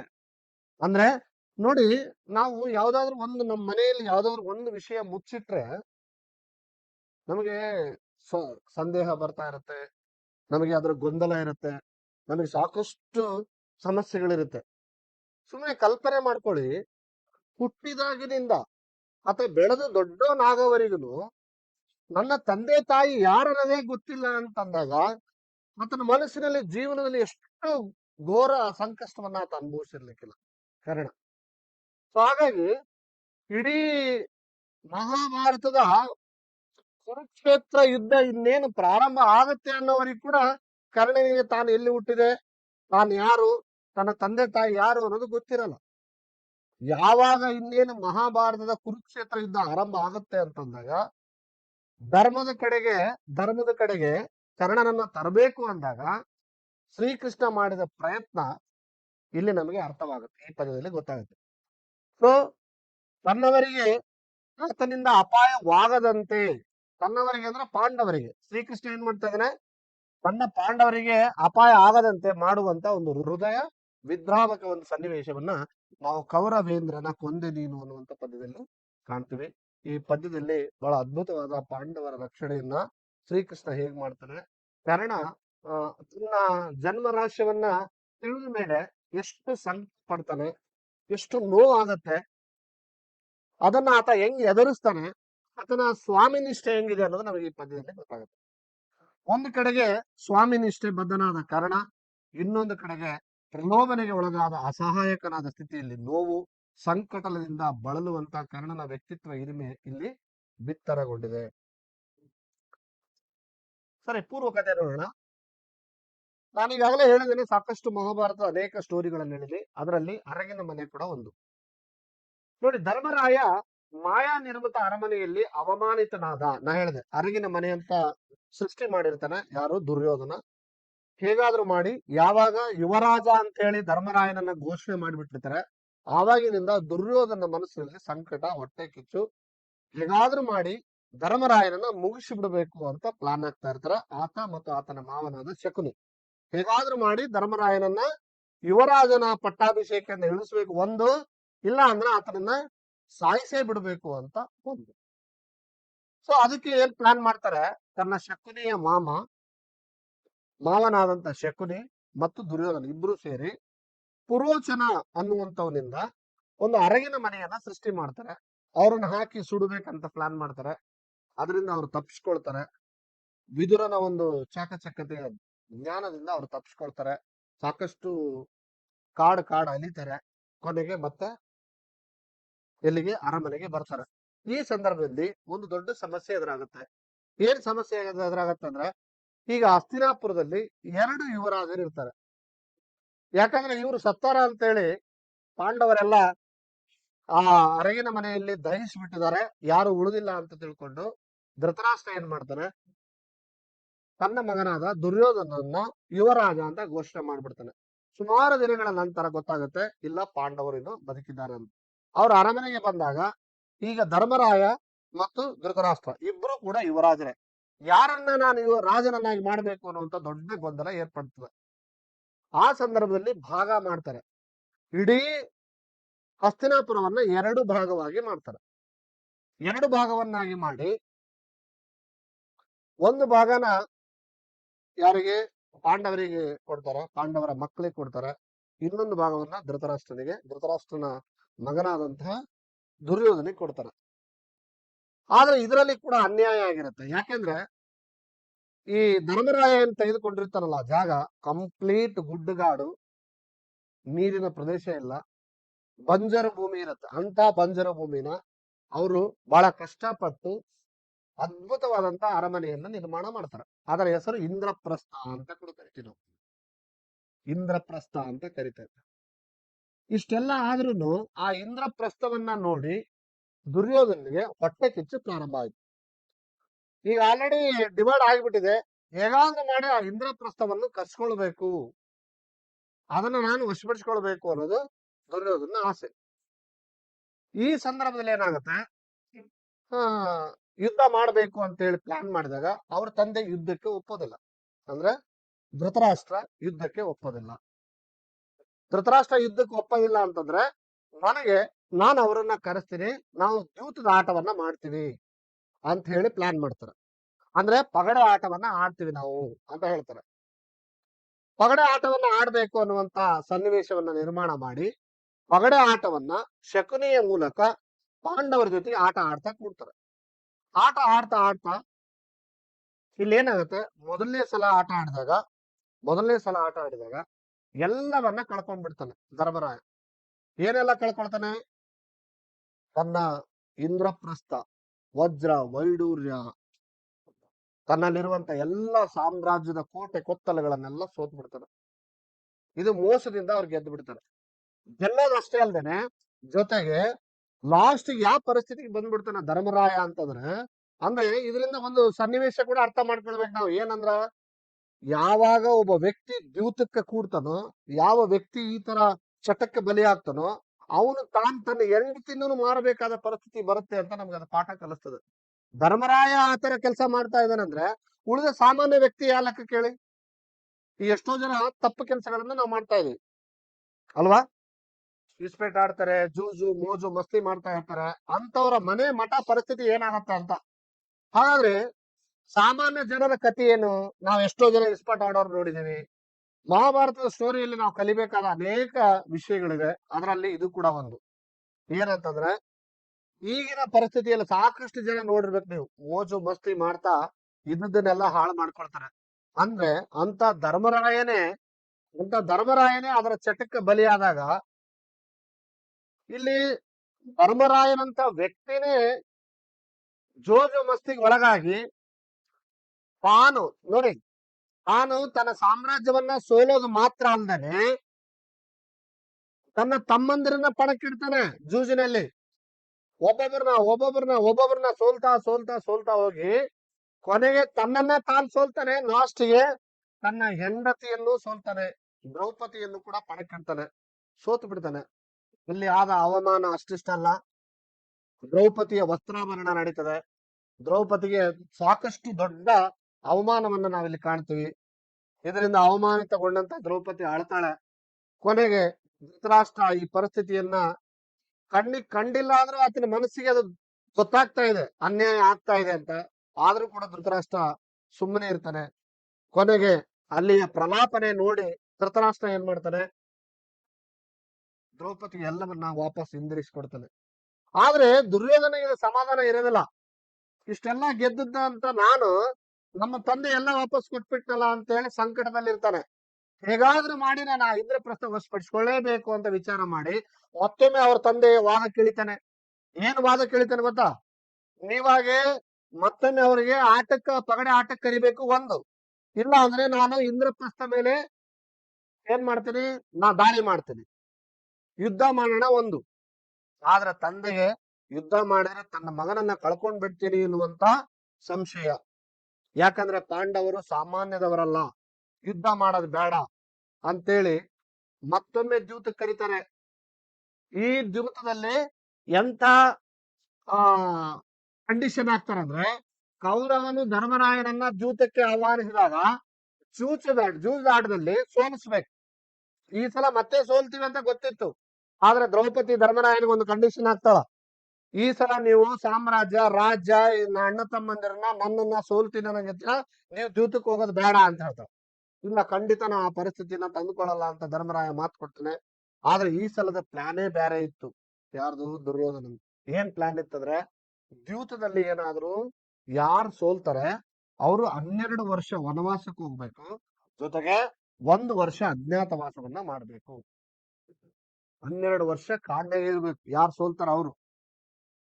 ಯಾಕಂದ್ರೆ ನಾವು ಇನ್ನು ಮುಂದೆ ಈ ಸಾಮ್ರಾಜ್ಯದಲ್ಲಿ ಹಸ್ತಿನಾಪುರದಲ್ಲಿ 2 ವಿಭಾಗವಾಗಿ ಬದುಕಕ್ ಆಗಲ್ಲ ಅಂತ ದುರ್ಯೋಧನ ಹಠ ಹಿಡಿತಾನೆ. ಕೊನೆಗೆ ದ್ಯೂತವನ್ನ ಪ್ರಾರಂಭ ಮಾಡ್ತಾರೆ. ದ್ಯೂತದಲ್ಲಿ ಶಕುನಿಯ ಮತ್ತೆ ಮೋಸದಾಟ ಆರಂಭ ಆಗಿ ಮತ್ತೆ ಸೋಲ್ತಾರೆ. 12 ವರ್ಷ ವನವಾಸ, 1 ವರ್ಷ ಅಜ್ಞಾತವಾಸವನ್ನ ಯಾರು? ಪಾಂಡವರು ಒತ್ಕೊಳ್ಳೇಬೇಕಾಯ್ತು. 12 ವರ್ಷ ವನವಾಸವನ್ನ ಮಾಡ್ತಾರೆ. ಆದ್ರೆ ಯಶಸ್ವಿಯಾಗಿ ಇನ್ನೇನು ಕೊನೆಗೆ ಲಾಸ್ಟ್ ಡೇ ಇರುತ್ತೆ, ಮುಗಿದಿರುತ್ತೆ, ಅವ್ರಿಗೆ ಗೊತ್ತಿರುತ್ತೆ. ಆದ್ರೆ ಮುಗಿಸಿ ಬಂದಂತ ಪಾಂಡವರು ತಮ್ಮ ಪಾಲಿನ ಸಾಮ್ರಾಜ್ಯವನ್ನ ಕೇಳ್ತಾರೆ. 12 ವರ್ಷ ಮುಗಿತು. 12 ವರ್ಷ ಮುಗಿದ ಮೇಲೆ ಸಾಮ್ರಾಜ್ಯವನ್ನ ವಾಪಸ್ ಕೇಳ್ತಾರೆ. 1 ವರ್ಷ ಅಜ್ಞಾತವಾಸ ಆದ್ರೆ ಅವ್ರು ಬಂದು ಸಾಮ್ರಾಜ್ಯದಲ್ಲೇ ಇರಬೇಕು, ಆದ್ರೆ ಅವ್ರು ವೇಷ ಮರ್ಚ್ಕೊಂಡಿರ್ಬೇಕು, ಯಾರು ಅವರನ್ನ ಗುರುತಿಡಿಬಾರ್ದು. ಆ ತರ 1 ವರ್ಷ ಅಜ್ಞಾತವಾಸ. ಸೊ ಅಜ್ಞಾತವಾಸವು ಪೂರ್ಣವಾಗಿಲ್ಲ ಅಂತ ಹೇಳಿ ಯಾರು? ದುರ್ಯೋಧನ ಮತ್ತೆ ನೆಪ ಬಿಡ್ತಾನೆ, ಮತ್ತೆ ಸಾಮ್ರಾಜ್ಯ ಕೊಡಕ್ಕೆ ಇಷ್ಟಪಡಲ್ಲ. ಯಾಕಂದ್ರೆ ಇವರು ಉತ್ತರ ಕುಮಾರನ ಆಸ್ಥಾನದಲ್ಲಿ ಇರ್ತಾರೆ. ಉತ್ತರ ಕುಮಾರನ ಆಸ್ಥಾನದಲ್ಲಿದ್ದಾಗ ಒಬ್ಬೊಬ್ರು ಒಂದೊಂದು ವೇಷವನ್ನ ಮರೆಸಿರ್ತಾರೆ. ಧರ್ಮರಾಯ ರಾಜನಿಗೆ ಸೇವಕನಾಗಿ ಮಂತ್ರಿ ಸ್ಥಾನದಲ್ಲಿ ಇರ್ತಾನೆ, ಗೈಡೆನ್ಸ್ ಮಾಡೋದಕ್ಕೆ ಇರ್ತಾನೆ. ಭೀಮ ನಳಪಾಕನಾಗಿ ಕೆಲಸ ಮಾಡ್ತಾ ಇರ್ತಾನೆ ಅವ್ರ ಮನೆಯಲ್ಲಿ. ನಕುಲ ಸಹದೇವರು ಒಬ್ಬವನು ಕುದುರೆ ಲಾಯವನ್ನ, ಇನ್ನೊಬ್ಬವನು ಆನೆ ಲಾಯವನ್ನ ನೋಡ್ಕೊಂಡು ಹೋಗ್ತಿರ್ತಾನೆ. ಅರ್ಜುನ ಬೃಹನ್ನಳೆ ವೇಷ ಅಂದ್ರೆ ರಂಭೆಯ ಮೂಲಕ ಶಾಪವನ್ನ ಪಡ್ಕೊಂಡು 1 ವರ್ಷ ಆತಗೆ ಅಜ್ಞಾತವಾಸದಲ್ಲಿ ಅದು ಸಹಾಯ ಆಗತ್ತೆ. ಬೃಹನ್ನಳೆಯಾಗಿ ಸೈರಂಧ್ರಿಗೆ ಅಂದ್ರೆ ಈ ಉತ್ತರ ಕುಮಾರನ ತಂಗಿ ಉತ್ತರೆಗೆ ಆತ ಭರತನಾಟ್ಯವನ್ನ ಕಲಿಸ್ತಿರ್ತಾನೆ. ಹೀಗೆ ಇನ್ನು ರಾಣಿಗೆ ಸೈರಂಧ್ರಿಯಾಗಿ ದ್ರೌಪದಿ ಕೆಲಸ ಮಾಡ್ತಿರ್ತಾಳೆ. ಹೀಗೆ ಎಲ್ಲರೂ ಕೂಡ ಉತ್ತರ ಕುಮಾರ ಆಸ್ಥಾನದಲ್ಲಿ ಇರುತ್ತೆ. ಒಂದ್ಸಲ ಏನಾಗ್ಬಿಡುತ್ತೆ, ಈ ಕೌರವರು ಏನ್ ಮಾಡ್ಬಿಡ್ತಾರೆ, ಇವ್ರ ಹಸುಗಳನ್ನ ಹೊಡ್ಕೊಂಡು ಹೋಗಿರ್ತಾರೆ. ಆ ಉತ್ತರ ಕುಮಾರ ಏನ್ ಮಾಡ್ಬಿಡ್ತಾರೆ, ಆ ಸಂದರ್ಭದಲ್ಲಿ ಸಭೆಯಲ್ಲಿ ಜಂಬ ಕೊಚ್ಕೊಳ್ತಾನೆ. ಅವ್ರು ಎಷ್ಟು ಜನ ಬಂದ್ರು ಕೂಡ ನಾನು ಅವರನ್ನು ಹೆದರ್ಸ್ತೀನಿ, ಹಾಗೆ ಹೀಗೆ ಅಂತ ಹೇಳಿ ಜಂಬ ಕೊಚ್ಕೊಳ್ತಾನೆ. ಉತ್ತರ ಕುಮಾರನ ಆ ಜಂಬಕ್ಕೆ ಅರ್ಜುನ ಏನ್ ಮಾಡ್ತಾನೆ, ಅದ್ರ ಜೊತೆಗೆ ನಾನು ಕೂಡ ಸಾರಥಿಯಾಗಿ ಬರ್ತೀನಿ ಅಂತ ಹೋಗಿ ಹೇಳ್ತಾನೆ. ನೋಡ್ತಾನೆ, ಸಮುದ್ರದ ಸಾಗರದಂತಿರುವ ಆ ಕಂಪ್ಲೀಟ್ ಸೈನ್ಯವನ್ನ ನೋಡಿ ಉತ್ತರ ಕುಮಾರ ದಂಗ ಆಗ್ಬಿಡ್ತಾನೆ. ನನ್ನಿಂದ ಯುದ್ಧ ಮಾಡಕ್ ಆಗಲ್ಲ ಅಂತ ಹೇಳಿ ಓಡಿ ಹೋಗ್ತಿರ್ತಾನೆ. ಓಡಿ ಹೋಗುವಾಗ ಬ್ರಾಹ್ಮಣಿಯಾಗಿರುವಂತಹ ಅರ್ಜುನ ಏನ್ ಮಾಡ್ತಾನೆ, ಓಡಿ ಹೋಗೋದು ಬೇಡ, ನಾನು ಈ ಯುದ್ಧವನ್ನ ಮುಂದುವರಿಸ್ತೀನಿ, ನಿನ್ನಿಂದ ಏನಾಗತ್ತೆ ಅಂತ ಹೇಳ್ತಾನೆ ಉತ್ತರ ಕುಮಾರ. ಇಲ್ಲ, ನಾ ಖಂಡಿತವಾಗಿ ಅದನ್ನ ಮುಂದುವರಿಸ್ತೀನಿ, ವೇಟ್ ಮಾಡು ಅಂತ ಹೇಳಿ ಬನ್ನಿ ಗಿಡದಲ್ಲಿ ಇಟ್ಟಂತ ಅವರ ಆಯುಧಗಳನ್ನ ತೆಗೆಸಿ ಅವನು ಯುದ್ಧ ಮಾಡಕ್ ಪ್ರಾರಂಭ ಆಗತ್ತಾನೆ. ಅಲ್ಲಿಗೆ ಆಗ್ಲೇ ಅವರ 1 ವರ್ಷದ ಅಜ್ಞಾತವಾಸ ಮುಗಿದಿರುತ್ತೆ. ಆದ್ರೆ ಅಜ್ಞಾತವಾಸ ಮುಗುದಿಲ್ಲ ಅಂತ ಹೇಳಿ ಅವ್ರು ವಾದ ಮಾಡ್ತಾರೆ. ಆ ಯುದ್ಧ ಭೂಮಿಯಲ್ಲಿ ಇದು ಅರ್ಜುನನ ಟೇಂಕಾರ, ಇದು ಅರ್ಜುನನ ಬಿಲ್ಲಿನ ಟೇಂಕಾರ, ಇದು ಅರ್ಜುನನ ಬಾಣದ ದರ್ಶನ, ನಾವು ಅವರ ಅಜ್ಞಾತವಾಸವನ್ನ ಭಂಗಗೊಳಿಸಿದೀವಿ ಅಂತ ಹೇಳಿ ದುರ್ಯೋಧನ ಹಠ ಹಿಡಿತಾನೆ. ಜೊತೆಗೆ ಅವ್ರು ಮತ್ತೆ 12 ವರ್ಷ ವನವಾಸ, 1 ವರ್ಷ ಅಜ್ಞಾತವಾಸ ಹೋಗ್ಬೇಕು ಅಂತ ಹೇಳ್ತಾರೆ. ಸರಿ, ಈ ತರ ಅವನು ನಿಮ್ಮ ಅಜ್ಞಾತವಾಸ ಪೂರ್ಣ ಆಗಿಲ್ಲ ಅಂತ ಹೇಳಿ ನೆಪವೊಡ್ಡಿ ಕೌರವನು ತನ್ನ ರಾಜ್ಯವನ್ನ ಅಂದ್ರೆ ಈ ಪಾಂಡವರ ರಾಜ್ಯವನ್ನ ನೀಡೋದಕ್ಕೆ ನಿರಾಕರಿಸ್ತಾನೆ. ಲಾಸ್ಟ್ಗೆ ಸಂಧಾನವನ್ನ ಮಾಡ್ಬೇಕಂತ ಹೇಳಿ ಶ್ರೀಕೃಷ್ಣನನ್ನ ಕಳಿಸ್ತಾನೆ. ನೋಡಿ ಹೆಂಗಿದೆ, ಶ್ರೀಕೃಷ್ಣನನ್ನ ಸಂಧಾನ ಕಳಿಸ್ತಾರೆ. ಸಂಧಾನ ಅಂದ್ರೆ ಕಾಂಪ್ರಮೈಸ್ ಆಗೋದಕ್ಕೆ, ಅವ್ರ ಸಾಮ್ರಾಜ್ಯವನ್ನ ಅವ್ರಿಗೆ ವಾಪಸ್ ಕೊಟ್ಬಿಡಿ ಅಂತೇಳಿ ಶ್ರೀಕೃಷ್ಣ ಕೌರವರ ಹತ್ರ ಬಂದಾಗ ದುರ್ಯೋಧನ ಎಂತ ಮೂರ್ಖ ಇರಬೇಕು, ಸಾಕ್ಷಾತ್ ಭಗವಂತನನ್ನ ಕಟ್ಟಾಕ ಕೇಳ್ತಾನ. ಆ ಮಾಯಾವಿ ಜಾಲ ನನ್ನ ಮುಂದೆ ನಡೆಯಲ್ಲ, ಆತನನ್ನ ಕಟ್ಟಿ ಹಾಕ್ರಿ ಅಂತೇಳಿ ಬಂಧಿಸ್ರಿ ಅಂತ ಹೇಳ್ತಾನ. ಸಾಕ್ಷಾತ್ ಆ ಪರಮ ಶಕ್ತಿಶಾಲಿಯಾದ ವಿಷ್ಣುವನ್ನ ಕಟ್ಟಾಕಾಗತ್ತ? ಇಲ್ಲಿ ಶ್ರೀಕೃಷ್ಣನನ್ನ ಬಂಧಿಸ್ರಿ ಅಂತ ಹೇಳಿ ಹೇಳಿದಾಗ ಆತನನ್ನ ಕಟ್ಟಾಕುವಂತ ಪರಿಸ್ಥಿತಿಗೆ ಬರ್ತಾರ. ದುರ್ಯೋಧನ ಆ ಶ್ರೀಕೃಷ್ಣನನ್ನ ಬಂಧಿಸ್ರಿ, ಕಟ್ಟಾಕ್ರಿ ಅಂತ ಹೇಳ್ತಾರ. ಕಟ್ಟಾಕ್ರಿ ಅಂತ ಹೇಳಿದಾಗ ಶ್ರೀಕೃಷ್ಣ ತನ್ನ ನಿಜವಾದ ದಿವ್ಯ ದರ್ಶನವನ್ನ ಕೊಡ್ತಾನೆ. ಯಾರ್ಯಾರು ನ್ಯಾಯ ನೀತಿ ಸತ್ಯದಿಂದ ನಡೀತಿರ್ತಾರೆ ಅವರಿಗೆ ಶ್ರೀಕೃಷ್ಣನ ದರ್ಶನ ಆಗತ್ತೆ. ಯಾರ್ಯಾರ ಅನ್ಯಾಯ ಮೋಸ ಅಕ್ರಮ ವಂಚನೆ ಅಧರ್ಮದಿಂದ ನಡೀತಾ ಇರ್ತಾರೆ ಅವರಿಗೆ ಆತನ ಬೆಳಕನ್ನ ಕಣ್ಣಿನಿಂದ ನೋಡಕ್ಕಾಗಲ್ಲ. ಅಷ್ಟು ಸೂರ್ಯ ದೀಪ್ತಿ ಅವ್ರ ಕಣ್ಣಿಗೆ ಬಡಿತದ. ಆತನ ಕಾಂತಿಯನ್ನ ಆತನ ದಿವ್ಯ ರೂಪವನ್ನ ನೋಡಕ್ಕಾಗಲ್ಲ. ಯಾಕಂದ್ರೆ ಅವ್ರ ಅಧರ್ಮೀಯರು ಇರ್ತಾರ. ಸೊ ಕೊನೆಗೆ ಆತ ಶ್ರೀಕೃಷ್ಣನನ್ನ ಬಂಧಿಸೋದಕ್ಕೆ ಅಷ್ಟು ಸುಲಭದ ಕೆಲಸ ಆಗಲ್ಲ. ಲಾಸ್ಟ್ಗೆ ಶ್ರೀಕೃಷ್ಣ ಒಂದ್ ಮಾತು ಹೇಳ್ತಾನೆ ದುರ್ಯೋಧನಿಗೆ, ಹೋಗ್ಲಿ ಬಿಡು, ಸಾವಿರಾರು ಹಳ್ಳಿಗಳನ್ನ ಲಕ್ಷಾಂತರ ಹಳ್ಳಿಗಳನ್ನ ಒಳಗೊಂಡಂತ ಹಸ್ತಿನಾಪುರದಲ್ಲಿ ಸಾಮ್ರಾಜ್ಯ ಮಾಡಕ್ಕೆ ಅವರಿಗೆ ಅರ್ಧ ರಾಜ್ಯ ಕೊಡೋದು ಬೇಡ, ಅರ್ಧ ರಾಜ್ಯ ಕೊಡೋದು ಬೇಡ. ಪಾಂಡವರಿಗೆ 5 ಜನಕ್ಕ ಆಡಳಿತ ಮಾಡೋದಕ್ಕೆ ಒಂದೊಂದು ಹಳ್ಳಿ ಕೊಡ್ರಿ ಸಾಕಂತ ಕೇಳ್ತಾನೆ. 5 ಹಳ್ಳಿ ಕೊಡ್ರಿ ಅಂತ ಕೇಳ್ತಾನ. ಲಕ್ಷಾಂತರ ಹಳ್ಳಿಗಳಿರ್ತಾವ, ಲಕ್ಷಾಂತರ ಊರುಗಳಿರ್ತಾವ. ಅದರಲ್ಲಿ ಪಾಂಡವರು ಸಾಮ್ರಾಜ್ಯ ಮಾಡಕ್ 5 ಹಳ್ಳಿ ಕೇಳ್ತಾನ. ಲಾಸ್ಟ್ 5 ಹಳ್ಳಿ ಎಲ್ಲ ನಾವು ಒಂದು ಗೇಣು ಜಾಗ ಕೂಡ ಕೊಡಗಲ್ಲ ಅಂತಾನೆ ದುರ್ಯೋಧನ. ಸೊ ಹಾಗಾಗಿ ಯುದ್ಧ ನಡಿಬೇಕಾದ ಪರಿಸ್ಥಿತಿ ಅಂದ್ರೆ ಮಹಾಭಾರತದಲ್ಲಿ ಎಂತ ಅಧರ್ಮೀಯರು ಇದ್ರು ಅಂತೇಳಿ ತೋರಿಸ್ಬೇಕಾಗಿತ್ತು ಶ್ರೀಕೃಷ್ಣ. ಹಾಗಾಗಿ ಕೊನೆಗೆ ಯುದ್ಧ ನಡಿಲೇಬೇಕಾದ ಪರಿಸ್ಥಿತಿ ನಿರ್ಮಾಣ ಆಗತ್ತೆ. ಹಾಗಾಗಿ ಯುದ್ಧವನ್ನ ಘೋಷಣೆ ಆಗತ್ತೆ. ಮರಳಿ ಪಡೆಯುವ ಪ್ರಯತ್ನದಲ್ಲಿ ಧರ್ಮರಾಯ ಕೃಷ್ಣನನ್ನ ಸಂಧಿಗಾಗಿ ಕಳಿಸಿರ್ತಾನೆ, ಅದು ಫೇಲ್ಯೂರ್ ಆಗುತ್ತೆ. ಕಪಟ ನಾಟಕ ಸೂತ್ರಧಾರಿ ಶ್ರೀಕೃಷ್ಣ ಸಂಧಿಯ ನೆಪದಲ್ಲಿ ದುರ್ಯೋಧನ ಬಲವನ್ನ ಕುಗ್ಗಿಸೋದಕ್ಕೆ ಮೊದಲು ವಿದುರನಲ್ಲಿಗೆ ಬರ್ತಾನೆ. ನೋಡಿ, ಬಹಳ ವಿಚಿತ್ರ ಏನ್ ಗೊತ್ತಾ, ಸಂಧಿ ಆಗೋದಕ್ಕಿಂತ ಮುಂಚೆ ಶ್ರೀಕೃಷ್ಣ ಯಾಕಂದ್ರ ಯಾರ ಪರವಾಗಿ ನಿಲ್ಬೇಕು ಅಂತ ಒಂದು ಸಣ್ಣದ ಸ್ಟೋರಿ ಏನ್ ಮಾಡ್ತಾನೆ. ಯಾಕಂದ್ರೆ ಇವರು ಯಾದವರು ಯಾರ ಪರವಾಗಿ, ಈಗ ಯುದ್ಧ ಆಗೋದಂತೂ ಗ್ಯಾರಂಟಿ ಆಗಿಬಿಡ್ತದ. ಯುದ್ಧ ಆಗಾಗ ಇನ್ನೇನು ಗ್ಯಾರಂಟಿ ಆದಾಗ ಯಾವ ತರನ ಆಗ್ಲಿ ಕೃಷ್ಣ ನಮ್ ಜೊತೆಗೆ ಇದ್ಬಿಟ್ರ ನಾವು ಯುದ್ಧ ಗೆದ್ದು ಬಿಡ್ತೀವಿ ಅಂತ ಹೇಳಿ ಈ ಕಡೆಯಿಂದ ಪಾಂಡವರಿಂದ ಅರ್ಜುನ, ಆ ಕಡೆ ಕೌರವರಿಂದ ದುರ್ಯೋಧನ ಕೃಷ್ಣನನ್ನ ನೋಡಕ್ ಬರ್ತಾರ. ಫಸ್ಟ್ ಬಂದಂತ ದುರ್ಯೋಧನ ಬಂದ ಏನ್ ಮಾಡ್ತಾನ, ಶ್ರೀಕೃಷ್ಣನ ತಲೆ ಕಡೆ ಕುತ್ಕೊಳ್ತಾನ. ಮಕ್ಕಂಡಿರ್ತಾನ ಶ್ರೀಕೃಷ್ಣ, ತಲೆಗೆ ಮಲ್ಕೊಂಡಿರ್ತಾನ, ಹೊರಗಲಾಗಿ ಮಲ್ಕೊಂಡಾಗ ದುರ್ಯೋಧನ ಆತನ ತಲೆ ದಿಂಬಿನ ಹತ್ರ ಬಂದು ಕುತ್ಕೊಂಡ್ಕೊಳ್ಳೇನೆ ಜೊತೆಗೆ ಎಚ್ಚರ ಆಗತನ ವೇಟ್ ಮಾಡೋಣ ಅಂತ ಕುತ್ಕೊಳ್ತಾನೆ. ಅದಾದ್ಮೇಲೆ ಅರ್ಜುನ ಬರ್ತಾನ. ಅಂದ್ರೆ ನನ್ನ ಪರವಾಗಿ ಯುದ್ಧ ಮಾಡುವಂತ ದುರ್ಯೋಧನ. ಅರ್ಜುನನು ಬಂದು ಕುತ್ಕೊಳ್ತಾನ, ಆತನು ನೋಡ್ತಾನೆ. ಅದಕ್ಕಿಂತ ಮುಂಚೆ ದುರ್ಯೋಧನ ಬಂದು ಕೂತದ್ದು ನೋಡ್ತಾನೆ, ಶ್ರೀಕೃಷ್ಣ ಮಲಗಿದ್ದನ್ನು ನೋಡ್ತಾನೆ. ನೋಡಿ ಈತ ಏನ್ ಮಾಡ್ತಾನೆ, ಅರ್ಜುನನ ಕಾಲ್ ದೆಸೆಗೆ ಕೂಡ್ತಾನೆ. ಶ್ರೀಕೃಷ್ಣನಿಗೆ ಎಚ್ಚರ ಆಗತ್ತೆ. ಎಚ್ಚರ ಆದ ಕೂಡಲೇ ಆತ ಫಸ್ಟ್ ನೋಡಿದ್ದೆ ಅರ್ಜುನ ನೋಡಿದ ಕೂಡಲೇ ಯಾವಾಗ ಬಂದಿ ಪಾರ್ಥ ಅಂತ ಕೇಳ್ತಾನೆ. ಆತ ಬಂದಿಲ್ಲ, ಫಸ್ಟ್ ನಾನ್ ಬಂದಿನಿ ಅಂತ ದುರ್ಯೋಧನ. ಆದ್ರೆ ನಾನ್ ನಿನ್ ತಲೆ ದಿಂಬಿಗೆ ಕೂತ್ಕೊಂಡಿದ್ದೆ, ನೀವ್ ಮಲ್ಕೊಂಡಿದ್ದೆ ಅಂತ. ಹೌದಾ, ಸರಿ ಆಯ್ತು, ಮೊದಲು ನನ್ ಕೇಳ್ಬೇಕು ನೀನು ಅಂತ ಹೇಳ್ತಾನೆ ದುರ್ಯೋಧನ. ಹೇಳಿ ಏನಿಲ್ಲ, ನಾಳೆ ಕುರುಕ್ಷೇತ್ರ ಯುದ್ಧ ನಡೀತದಲ್ಲ, ನೀವು ನಮ್ಮ ಪರವಾಗಿ ಯುದ್ಧ ಮಾಡ್ಬೇಕು ಅಂತ ಕೇಳ್ತಾನೆ. ಅರ್ಜುನ ನಿಂದೇನು? ನಾನು ಅದನ್ನೇ ಕೇಳಕ್ ಬಂದಿನಿ ಮುರಾರಿ ಅಂತ ಹೇಳಿ ಶ್ರೀಕೃಷ್ಣ ಹೇಳ್ತಾನೆ. ಸರಿ, ಹಾಗಾದ್ರೆ ಶ್ರೀಕೃಷ್ಣ ಹೇಳ್ತಾನೆ, ನನ್ನಲ್ಲಿ 2 ಆಪ್ಷನ್ ಇದೆ ಇಬ್ರಿಗೂ. ಏನಂದ್ರೆ ಮೊದಲನೇದ್ದು ಒಂದು ಕಡೆಗೆ ನಾನು, ಇನ್ನೊಂದು ಕಡೆಗೆ ನನ್ನ ಸೈನ್ಯ. ಈತನ ಸೈನ್ಯನು ಒಂದು ಲಕ್ಷಾಂತರ ಜನ ಸೈನ್ಯದಲ್ಲಿ ಇರ್ತಾರ. ಒಂದು ಕಡೆಗೆ ನನ್ನ ಸೈನ್ಯ ಬೇಕು, ಒಂದ್ ಕಡೆಗೆ ನಾನ್ ಬೇಕು. ಒಂದು. ಎರಡನೇದ್ದು, ನಾನು ಅನ್ನುವಂಥದ್ದು ನೀವು ಆಯ್ಕೆ ಮಾಡಿದ್ರೆ, ನಾನು ಯುದ್ಧದಲ್ಲಿ ಯಾವುದೇ ಅಸ್ತ್ರಗಳನ್ನ ಎತ್ತೋದಿಲ್ಲ, ನಾನು ಯುದ್ಧ ಮಾಡೋದಿಲ್ಲ. ಇದು ನಾನು ಒಂದ್ ಕಡೆಗೆ ನನ್ನ ಎಲ್ಲ ಸೈನ್ಯ ಬೇಕು, ನಾನ್ ಬೇಕು ಅಂತ ಕೇಳಿದಾಗ ಇದು ಫಸ್ಟ್ ಆಯ್ತು ಬಂದತ ದುರ್ಯೋಧನ ಕೇಳ್ತಾನೆ. ಅದಕ್ಕಿಂತ ಮುಂಚೆ ದುರ್ಯೋಧನ ನಾನ್ ಕೇಳ್ದೆ, ಇಲ್ಲ ಮೊದಲ ನಿನಕ್ಕಿಂತ ಸಣ್ಣತಾಗಿರುವಂತ ಅರ್ಜುನನಿಗೆ ಕೇಳ್ತೀನಿ ನಾನು ಅವಕಾಶ ಅಂತ ಹೇಳ್ತಾನೆ. ಅರ್ಜುನ ಏನಂತಾನ, ಮಹಾಪ್ರಭು, ಮಹಾನ್ ಚೇತಕ ನೀನು, ಇಡೀ ಜಗತ್ ರಕ್ಷಕ ನೀನು, ನನಗೆ ನಿನ್ನ ಸೈನ್ಯ ಬೇಡ, ನಿನ್ನ ಆತ್ಮ ಬೆಂಬಲ, ನನ್ನ ಬೆನ್ನೆಲುಬಾಗಿ ನೀನು ರಕ್ಷಣೆಯನ್ನ ಕೊಟ್ರೆ ಸಾಕು, ನನಗೆ ಅದೇ ನಿನ್ನ ಎಲ್ಲ ಶಕ್ತಿ ನನಗೆ ಬರುತ್ತೆ ಅಂತ ಹೇಳಿ ಅರ್ಜುನ ಏನ್ ಮಾಡ್ತಾನ, ನನಗ ನೀನೇ ಬೇಕು ಅಂತ ಹೇಳ್ತಾನ. ದುರ್ಯೋಧನಗ ಆತನ ಸೈನ್ಯ ಕೇಳ್ಬೇಕನ್ನೋದೇ ಇರುತ್ತ.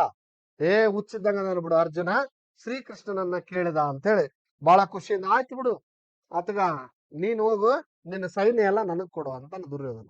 ಹಾಗಾಗಿ ಶ್ರೀಕೃಷ್ಣನ ಸೈನ್ಯ ಎಲ್ಲ ದುರ್ಯೋಧನ ಪರವಾಗಿ ಯುದ್ಧ ಮಾಡಿದ್ರೆ, ಶ್ರೀಕೃಷ್ಣ ಅರ್ಜುನನ ಪರವಾಗಿ ಯುದ್ಧ ಮಾಡ್ತಾನೆ. ಆದ್ರೆ ಅರ್ಜುನಿಗೆ ಶ್ರೀಕೃಷ್ಣ ಒಂದ್ ಮಾತು ಕೊಟ್ಟಿರ್ತಾನೆ, ನಾನು ಯುದ್ಧದಲ್ಲಿ ಯುದ್ಧ ಮಾಡಲ್ಲ, ಕುರುಕ್ಷೇತ್ರದಲ್ಲಿ ಯುದ್ಧ ಮಾಡಲ್ಲ, ಒಂದು ಅಸ್ತ್ರವನ್ನು ನಾನು ಎತ್ತಲ್ಲ ಅಂತ ಹೇಳಿರ್ತಾನೆ. ಪರವಾಗಿಲ್ಲ ಅಂತ ಹೇಳಿರ್ತಾನೆ ಅರ್ಜುನ. ಇದರಿಂದ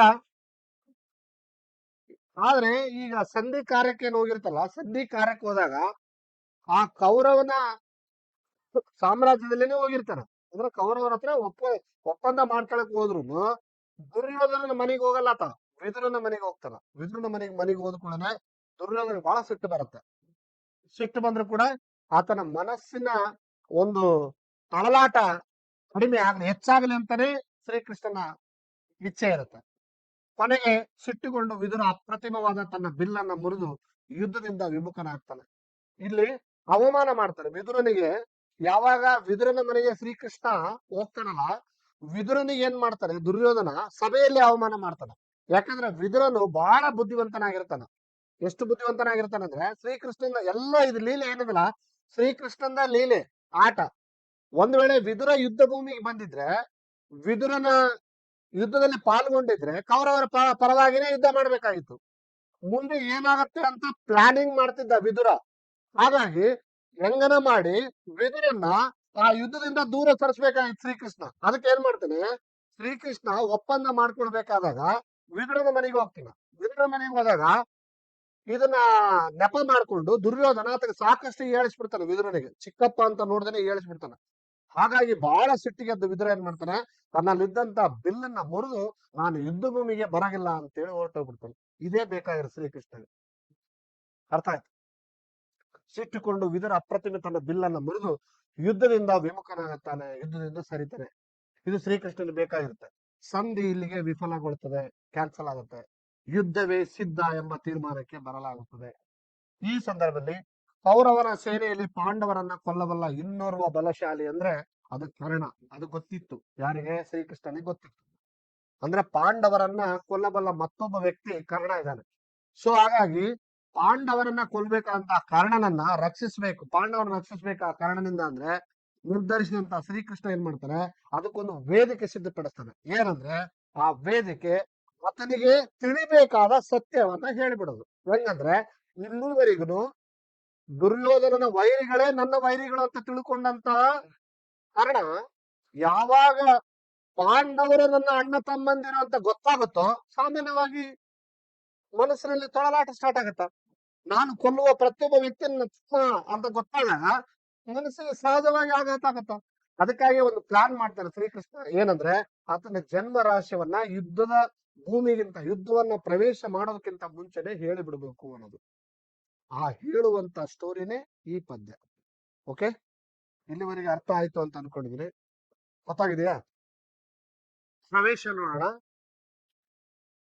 ರಾಮಾಯಣ ಮತ್ತು ಮಹಾಭಾರತ ಮಹಾಕಾವ್ಯಗಳು ಪೂಜನೀಯ ಕೃತಿಗಳು. ಯಾಕಂದ್ರೆ ಇವು ಮಹಾಕಾವ್ಯಗಳು.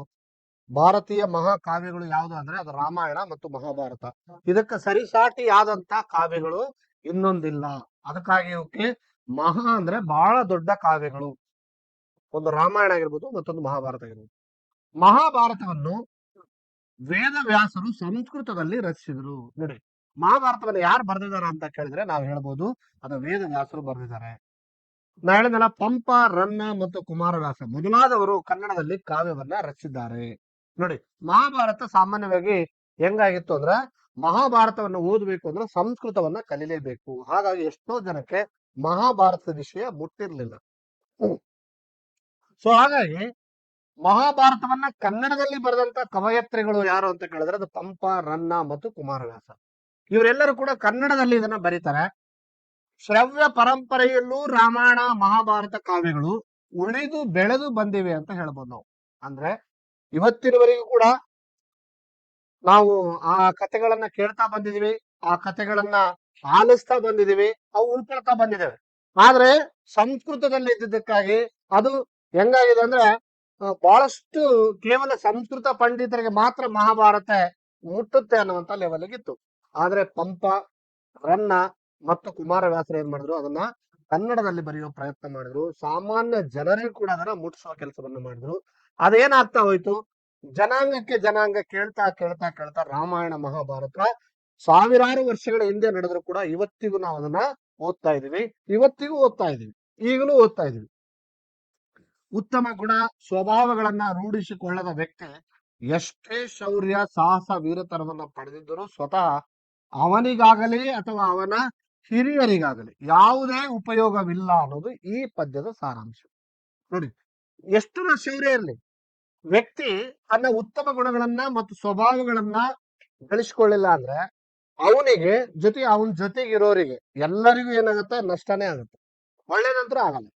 ಆ ವ್ಯಕ್ತಿ ಅಷ್ಟೇ ಅಲ್ಲ, ಅವನಿಗೆ ಎಷ್ಟನ ಶೌರ್ಯ ಇರಲಿ, ಎಷ್ಟನ ಸಾಹಸ ವ್ಯಕ್ತಿ ಆಗಿರ್ಲಿ, ಅವನು ಎಷ್ಟೇ ಜಾಣನಾಗಿರ್ಲಿ, ಅವನ ವೀರತನ ಪಡೆದಿದ್ರು ಕೂಡ ಸ್ವತಃ ಅವನಾಗ್ಲಿ ಅವನಿಂದ ಇದ್ದಂತ ಹಿರಿಯರಾಗ್ಲಿ ಯಾವುದೇ ರೀತಿ ಉಪಯೋಗ ಆಗೋದಿಲ್ಲ. ಯಾಕಂದ್ರೆ ಅವನು ನಾಶ ಆಗೋದಲ್ಲದೆ ಅವ್ರ ಜೊತೆಗೆ ಇದ್ದವ್ರನ್ನೆಲ್ಲರೂ ಕೂಡ ನಾಶ ಮಾಡ್ತಾನೆ. ಅದಕ್ಕೆ ಬೆಸ್ಟ್ ಎಕ್ಸಾಂಪಲ್ ಮಹಾಭಾರತ. ಈಗ ದ್ರೋಣಾಚಾರಿ, ಕೃಪಾಚಾರಿ, ಭೀಷ್ಮ, ಕರ್ಣ ಅವರಿಂದ ಇದ್ದಂತ ಎಷ್ಟೋ ಶೂರತನದಲ್ಲಿದ್ದಂತ ವ್ಯಕ್ತಿಗಳೆಲ್ಲರೂ ಕೂಡ ಧರ್ಮದಿಂದ ಇರೋರು. ಆದ್ರೆ ಯಾವಾಗ ದುರ್ಯೋಧನ ಅಧರ್ಮೀಯ ಅಂತ ಗೊತ್ತಿದ್ದನು ಅವ್ರ ಜೊತೆಗೆ ಇರ್ತಾರಲ್ಲ, ಹಾಗಾಗಿ ಅವರು ಕೂಡ ಏನಾಗ್ತಾರೆ, ನಾಶವಂತಾರೆ. ಪಾಂಡವರ ಹತ್ರ ಧರ್ಮ ಇತ್ತು, ಪಾಂಡವರ ಹತ್ರ ಧರ್ಮ ಇದ್ದಿದ್ದಕ್ಕಾಗಿ ಪಾಂಡವರು ಉಳ್ಕೊಂಡ್ರು. ಅಧರ್ಮದಕ್ಕೆ ಸಾಥ್ ಕೊಟ್ಟಂತ ಅವರು ಕೂಡ ಏನಾಗ್ತಾರೆ, ಕೊನೆಗೆ ನಾಶ ಆಗ್ತಾರೆ. ಅವರು ಧರ್ಮದಿಂದ ನಡೆದಿರ್ಬೋದು, ಭೀಷ್ಮ ಆಗಿರ್ಬೋದು, ದ್ರೋಣಾಚಾರ್ಯ ಆಗಿರ್ಬೋದು, ಇವರೆಲ್ಲ ಅವ್ರ ಧರ್ಮದಿಂದ ನಡೀತಾ ಇರ್ಬೋದು. ಆದ್ರೆ ಅವ್ರು ಏನ್ ಮಾಡ್ತಾ ಇದಾರೆ, ಅಧರ್ಮಕ್ಕೆ ಸಾಥ್ ಕೊಡ್ತಾ ಇದಾರೆ. ಯಾಕೆ ಸರ್ ಅವರು ಇಷ್ಟೆಲ್ಲ ಇದ್ರುನು ಅವ್ರ ಯಾಕೆ ಸಾಥ್ ಕೊಡಬೇಕಾಗಿತ್ತು ಅಂತ ಕೇಳಿದ್ರೆ, ಒಬ್ಬೊಬ್ರದ್ದು ಒಂದೊಂದು ಸ್ಥಿತಿ. ಈಗ ದ್ರೋಣಾಚಾರ್ಯ ಹಸ್ತಿನಾಪುರದಲ್ಲಿ ಕಲಿಸಿಕೊಟ್ಟಂತ ಗುರುಗಳು, ಅವರು ಹಸ್ತಿನಾಪುರವನ್ನ ಬಿಟ್ಟು ಹೋಗಂಗಿಲ್ಲ.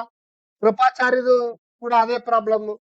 ಭೀಷ್ಮಂದು ಕೇಳ್ತಾರೋ, ಭೀಷ್ಮ ಆಲ್ರೆಡಿ ಕಂಕಣಬದ್ಧನಾಗಿದ್ದಾನೆ ಅಂತ ವಚನ ಕೊಟ್ಬಿಟ್ಟಿದ್ದಾನೆ. ಎಲ್ಲಿವರೆಗೂ ಈ ಸಾಮ್ರಾಜ್ಯ ಸೇಫ್ ಅಂತ ಅನ್ಸೋದಿಲ್ವೋ, ಈ ಆಸನ ಅಂದ್ರೆ ಅಲ್ಲಿ ಕುಳಿತುಕೊಂಡಂತ ರಾಜ ಎಲ್ಲಿವರೆಗೂ ಇದು ಸೇಫ್ ಸೈಡ್ ಇದೆ ಅಂತ ಅನ್ಸೋದಿಲ್ಲೋ, ಅಲ್ಲಿವರೆಗೆ ನಾನು ಆ ರಾಜನ ಕೆಳಗಡೆ ಇರುವಂತ ವ್ಯಕ್ತಿಯಾಗಿನೇ ಕೆಲಸ ಮಾಡ್ತೀನಿ ಅಂತ ಭೀಷ್ಮ ವಚನ ಕೊಟ್ಟಿದ್ದಾನೆ ಅವ್ರ ತಂದೆಗೆ. ವಚನ ಬದ್ಧನಾಗಿ ಆತ ಕೆಲಸ ಮಾಡ್ಬೇಕಾಗಿದೆ.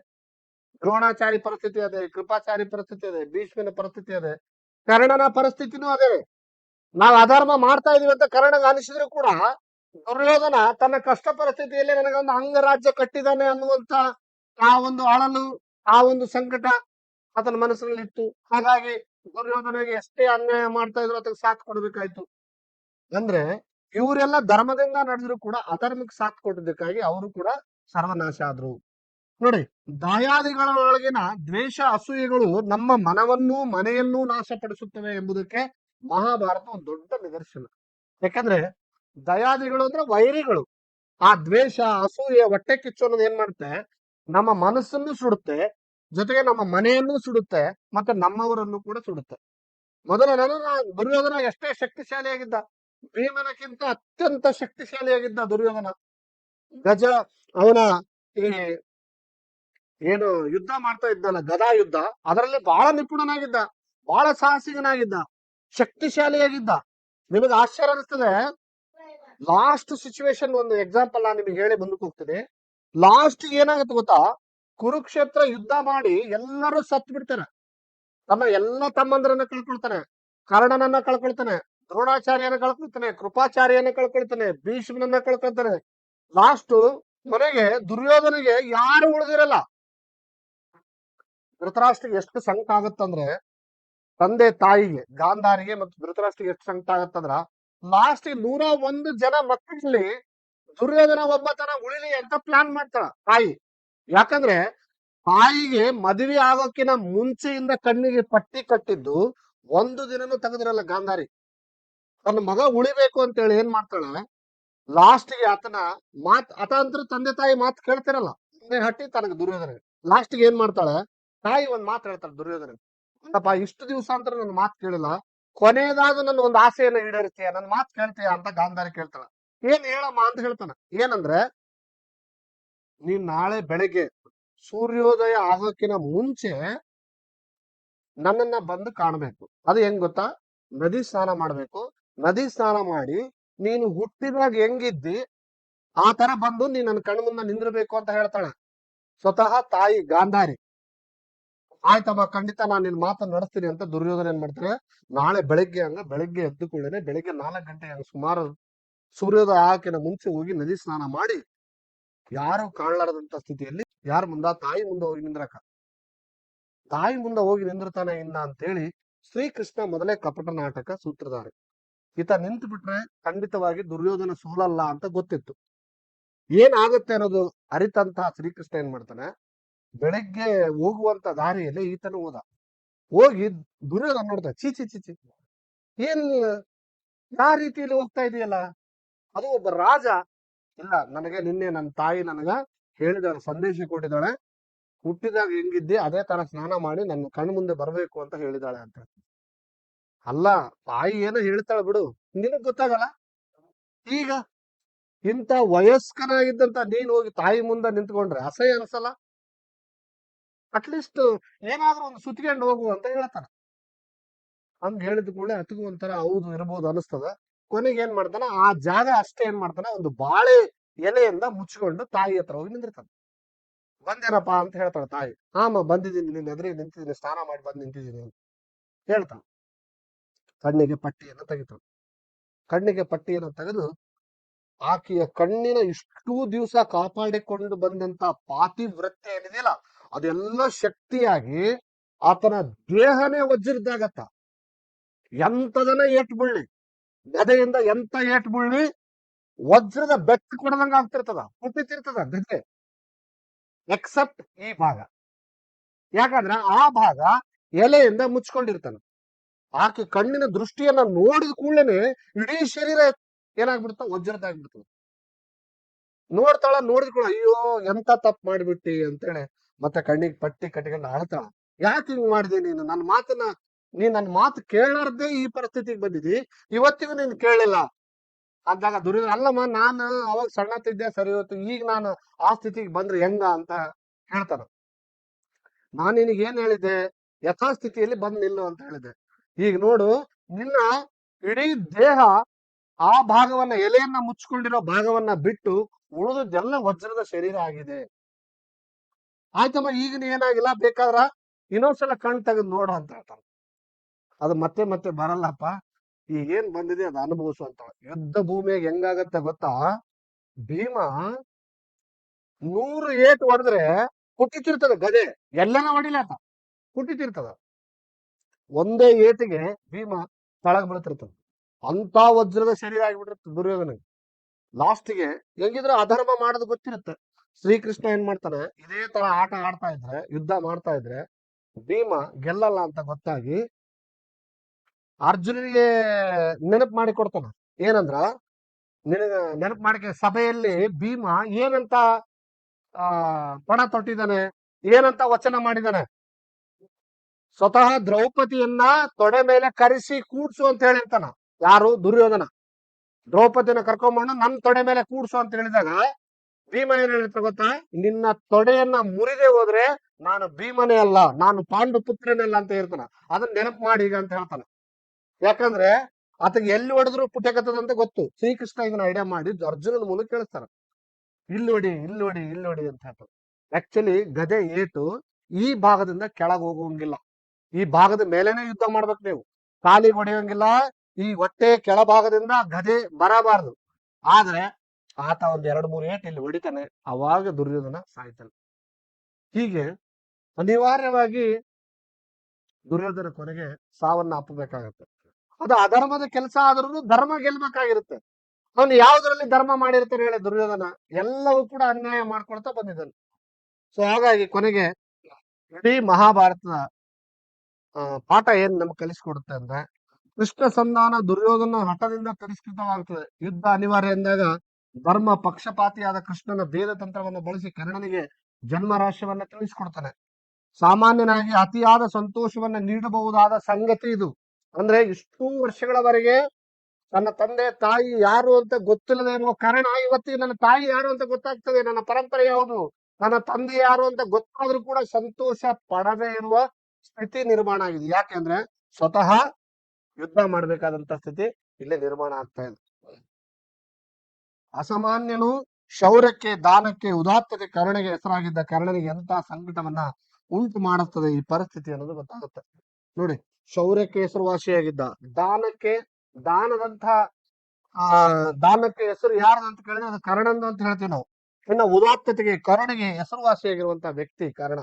ಎಂತ ದಾನ ಮಾಡ್ತಿರ್ತಾನಂದ್ರೆ, ಮತ್ತ ಸೂರ್ಯನಿಗೆ ಅರ್ಘ್ಯ ಬಿಡುವಾಗ, ಕರ್ಣ ಸೂರ್ಯನಿಗೆ ಅರ್ಘ್ಯ ಬಿಡುವಾಗ ಯಾರು ಏನೇ ಬಂದು ಕೇಳಿದ್ರು ಕೊಡ್ತಿರ್ತಾನ. ಎಂಥ ವ್ಯಕ್ತಿತ್ವ ಕರ್ಣಂದು. ಅದಕ್ಕಾಗಿ ಇವತ್ತಿಗೂ ನೀನೇನು ದಾನವೀರ ಕರ್ಣ ಏನೋ ಅಂತ ಹೇಳಿ ಇವತ್ತಿಗೂ ಮನೆಯಲ್ಲಿ ನಾವು ಮಾತಾಡುವಾಗ ಹೇಳ್ತಿರ್ತಾರ. ಯಾಕಂದ್ರೆ ಸ್ವತಃ ತನ್ನ ಸಾವು ಸಂಭವಿಸ್ತದಂತ ಗೊತ್ತಿದ್ರು ಆತಗ್ ಹುಟ್ಟುತ್ತಾ ಕವಚ ಕುಂಡಲಗಳಾಗಿ ಹುಟ್ಟತಾನ. ಕವಚ ಕುಂಡಲಗಳ ಜೊತೆಗೆ ಹುಟ್ಟತಾನ. ಅದೊಂದು ಸ್ಟೋರಿ ಕೂಡ ನಾನು ನಿಮ್ಗೆ ಹೇಳಿದ್ದೆ, ಮತ್ತೊಮ್ಮೆ ಅದನ್ನ ರಿಪೀಟ್ ಮಾಡ್ತೀನಿ. ಯಾಕಂದ್ರೆ ಕರ್ಣನ ಜನನ ಸಾಮಾನ್ಯವಾಗಿರ್ಲಿಲ್ಲ. ಒಂದು ಬಾರಿ ಏನಾಗಿರುತ್ತೆ, ಇನ್ನು ಕುಂತೆಗೆ ಮದುವೆ ಆಗಿರಲ್ಲ, ಇನ್ನು ತರುಣಾ ಸ್ಥಿತಿಯಲ್ಲಿ ಇರ್ತಾಳ. ಯಾರು? ಕುಂತಿಗೆ ತರುಣಾ ಸ್ಥಿತಿಯಲ್ಲಿದ್ದಾಗ ದುರ್ವಾಸ ಮುನಿಗಳು ಆ ಸ್ಥಾನಕ್ಕೆ ಬರ್ತಾರ, ಅವ್ರ ಅರಮನೆಗೆ ಬರ್ತಾರ. ಅರಮನೆಗೆ ಬಂದಾಗ ತಂದೆ ಏನ್ ಮಾಡ್ತಾನ, ಕುಂತಿಯ ತಂದೆ ಏನ್ ಮಾಡ್ತಾನೆ, ಕುಂತಿ ಭೋಜ ನೋಡಮ್ಮ, ದುರ್ವಾಸ ಮುನಿಗಳು ಬಂದಾರ, ಆತನನ್ನ ಸತ್ಕರಿಸಬೇಕು. ಋಷಿಮುನಿಗಳು ಮಹಾ ಕೋಪಿಷ್ಟ್ರು, ಅವ್ರಿಗೆ ಸತ್ಕಾರ ಮಾಡಿಲ್ಲ ಅಂದ್ರೆ ಏನಾದ್ರೂ ಶಾಪ ಕೊಟ್ಟು ಬಿಡ್ತಾರೆ, ಅವ್ರಿಗೆ ಬಹಳ ಚೆನ್ನಾಗಿ ನೋಡ್ಕೊಳಮ್ಮ ಅಂತ ಹೇಳ್ತಾನೆ. ಬಹಳ ಖುಷಿಯಿಂದ ಸಂತೋಷದಿಂದ ಕುಂತಿ ಆತನನ್ನ ಹಾರೈಕೆ ಮಾಡ್ತಾಳೆ. ಓಕೆ, ಆತನಿಗೆ ಎಲ್ಲಾ ರೀತಿಯಿಂದ ಚೆನ್ನಾಗಿ ನೋಡ್ಕೊಳ್ತಾಳೆ. ನೋಡ್ಕೊಂಡಾಗ ಏನಾಗತ್ತೆ, ಬಹಳ ಖುಷಿಯಿಂದ ದುರ್ವಾಸ ಮುನಿಗಳು ಅಂತಾರೆ, ನಿನ್ನ ಈ ಸತ್ಕಾರಕ್ಕೆ ನಾನು ಮೆಚ್ಚಿದ್ದೇನಮ್ಮ, ನಿನಗೆ ಏನು ವರ ಬೇಕು ಕೇಳು, ನಾನು ಕೊಡ್ತೀನಿ ಅಂತ ಹೇಳ್ತಾನೆ. ದುರ್ವಾಸ ಮುನಿಗಳು ಹಂಗಂದಾಗ ಕುಂತಿ ಹೇಳ್ತಾಳೆ, ಮುನಿಗಳೇ, ನೀವಂತರು ಮುಂದಿನ ಆಲೋಚನೆಯನ್ನ ಮಾಡೋರು, ಜ್ಞಾನವಂತರು, ಬುದ್ಧಿಯುಳ್ಳವರು, ಭವಿಷ್ಯತ್ತನ್ನ ಅರ್ತಿರೋರು. ನನಗೆ ನನ್ನ ಜೀವನದಲ್ಲಿ ಏನ್ ಕಷ್ಟ ಬರ್ತದೋ ಅಂತದ ವರವನ್ನ ನೀವು ಕೊಡ್ರಿ ಅಂತ ಹೇಳ್ತಾರೆ. ನೋಡಮ್ಮ, ನಾನ್ ನಿನಗೆ ಮುಂದಿನ ದಿನಗಳಲ್ಲಿ ನಿನಗೆ ಸಮಸ್ಯೆ ಆಗುವಂತದ್ದು ಮಗು ಬೇಕಾಗತ್ತ. ನಾನು ಯಾವುದೇ ದೇವತೆಗಳಿಂದ ನಾನು 5 ಮಂತ್ರಗಳನ್ನ ಕೊಡ್ತೀನಿ. ಯಾವ ದೇವತೆಗಳನ್ನ ನೀನ್ ಕರಿತಿದೋ ಆ ದೇವತೆಗಳಿಂದ ಮಂತ್ರವನ್ನ ಉಚ್ಚಾರ ಮಾಡಿದ್ರೆ ಆ ದೇವತೆಗಳು ಬಂದು ನಿನಗೆ ಏನ್ ಮಾಡ್ತಾರೆ, ಮಗುವನ್ನ ಕೊಡ್ತಾರೆ ಅಂತ ಹೇಳ್ತಾನೆ. ಯಾರು? ದುರ್ವಾಸ ಮುನಿ. ಹಂಗ ಹೇಳಿ ಹೋಗ್ಬಿಡ್ತಾರೆ. ಸಣ್ಣ ವಯಸ್ಸಿನ ಸಾಕ್ಷಾತ್ ಆ ದೇವರೇ ಬಂದು ನನಗೆ ವರ ಕೊಡ್ತಾನ, ಮಗುನ ಕೊಟ್ಟು ಹೋಗ್ತಾನ, ಇದು ಎಷ್ಟು ಸರಿ? ದುರ್ವಾಸ ಮುನಿಗಳು ಹೇಳಿದ್ದು ಸರಿನಾ, ಇದು ಸತ್ಯನಾ ಅಂತ ಡೌಟ್ ಬರುತ್ತೆ. ಯಾರಿಗೆ? ಕುಂತಿಗೆ. ಇನ್ನು ಮದುವೆ ಆಗಿರಲ್ಲ, ತರುಣಿ. ಆಕೆ ಏನ್ ಮಾಡ್ತಾಳ, ಹಾಗಾದ್ರೆ ಏನ್ ಮಾಡ್ಬೇಕು, ಈತ ದುರ್ವಾಸ ಮುನಿ ಹೇಳಿದ ಸತ್ಯನಾ ಅಂತ ವಿಚಾರ ಮಾಡ್ಕೊಂತ ನಿಂತಿರ್ತಾಳೆ. ಹೊರಗಡೆಗೆ ದೂರದಲ್ಲಿ ಸೂರ್ಯ ಕಾಣ್ತಾನೆ. ಓ, ಸೂರ್ಯನು ಒಂದು ದೇವರೇ ಅಲ್ಲ, ನೋಡೋಣ ಈ ಮಂತ್ರ ಕರೆಕ್ಟ್ ಇದೆಯಾ ಇಲ್ಲ ಅಂತ ಹೇಳಿ ಆ ಸೂರ್ಯ ದೇವನನ್ನ ಮಂತ್ರವನ್ನ ಹೇಳೇ ಬಿಡ್ತಾಳೆ. ಹೇಳಿದ ಕೂಡಲೇ ಸೂರ್ಯದೇವ ಪ್ರತ್ಯಕ್ಷ ಆಗೇ ಬಿಡ್ತಾನೆ. ಪ್ರತ್ಯಕ್ಷ ಆದಂತ ಸೂರ್ಯದೇವನನ್ನ ಕಂಡು ಭಯಭೀತಳಾಗ್ತಾಳೆ ಕುಂತಿ. ದಯವಿಟ್ಟು ನನ್ನ ಕ್ಷಮಿಸಿ ದೇವ, ನಾನು ದುರ್ವಾಸ ಮುನಿ ಕೊಟ್ಟಂತಹ ಮಂತ್ರ ಫಲಿಸ್ತದೋ ಇಲ್ಲೋ ಅಂತ ನಾನು ಪ್ರಯತ್ನ ಮಾಡೋದಕ್ಕೆ ಈ ಮಂತ್ರವನ್ನ ಹೇಳಿದೆ ಅಂತ ಹೇಳ್ತಾಳೆ. ನೋಡಮ್ಮ, ಈ ಮಂತ್ರವನ್ನ ಹೇಳಿದ ಮೇಲೆ ಆ ಮಂತ್ರದ ಶಕ್ತಿಯ ಪರವಾಗಿ ನಾನೊಂದು ಮಗುವನ್ನ ಕೊಡಲೇಬೇಕು ಅಂತ ಹೇಳಿ ಆಕೆ ಎಷ್ಟು ಹೇಳಿದ್ರು, ಪರಿಪರಿಯಾಗಿ ಹೇಳಿದ್ರು, ನನಗಿನ್ನೂ ಮದುವೆ ಆಗಿಲ್ಲ, ತರುಣಿ ಇದೀನಿ ಅಂತ ಎಷ್ಟು ಹೇಳಿದ್ರು ಕುಂತಿಯ ಮಾತನ್ನ ಕೇಳದ ಸೂರ್ಯದೇವ ಆ ಮಂತ್ರದ ಫಲವಾಗಿ ಮಗುನ ಕೊಟ್ಟೋಗ್ಬಿಡ್ತಾನೆ. ಇನ್ನು ತರುಣಿ, ಇನ್ನು 18, 19, 20 ವರ್ಷದಂತ ತರುಣಿ ಮಗುನ ಹಿಡ್ಕೊಂಡ್ರೆ ಸಮಾಜ ಏನ್ ಹೇಳುತ್ತೆ? ಸಮಾಜ ಒಪ್ಪಲ್ಲ. ಈ ಸಮಾಜದಲ್ಲಿ ಮದುವೆ ಆಗದೆ ಮಗುನ ನೋಡಿದಾಗ ಸಮಾಜ ಆಕೆಯನ್ನ ಕೀಳರಿಮೆಯಿಂದ ನೋಡುತ್ತೆ. ಆಕೆಗೆ ಏನ್ ಮಾಡ್ಬೇಕು ಗೊತ್ತಾಗಲ್ಲ. ಕೊನೆಗೆ ಆ ಮಗುವನ್ನ ಒಂದು ಪುಟ್ಟಿಯಲ್ಲಿ ಹಾಕಿ ನದಿ ತೀರದಲ್ಲಿ ಬಿಡ್ತಾಳೆ. ಅದು ಬಂದು ರಾಧೇಯ ಅನ್ನುವಂತ ಒಂದು ಹತ್ರ ಬಂದು ಸಿಗ್ತದೆ. ಆ ರಾಧೇಯ ಈ ಕರ್ಣನನ್ನ ಸಾಕ್ತಾನೆ. ಹಾಗಾಗಿ ಆತ ಕೂಡ ರಾಧೇಯ ಅಂತ ಕರಿತಾ ಇರ್ತಾರೆ. ಹಾಗಾಗಿ ಕರ್ಣ ಈ ತರ ಜನಿಸಿರ್ತಾನೆ. ಆ ಜನ್ಮ ರಹಸ್ಯ ಕೇವಲ ಕುಂತಿಗೆ ಮಾತ್ರ ಗೊತ್ತಿರುತ್ತೆ. ಸೊ ಹಾಗಾಗಿ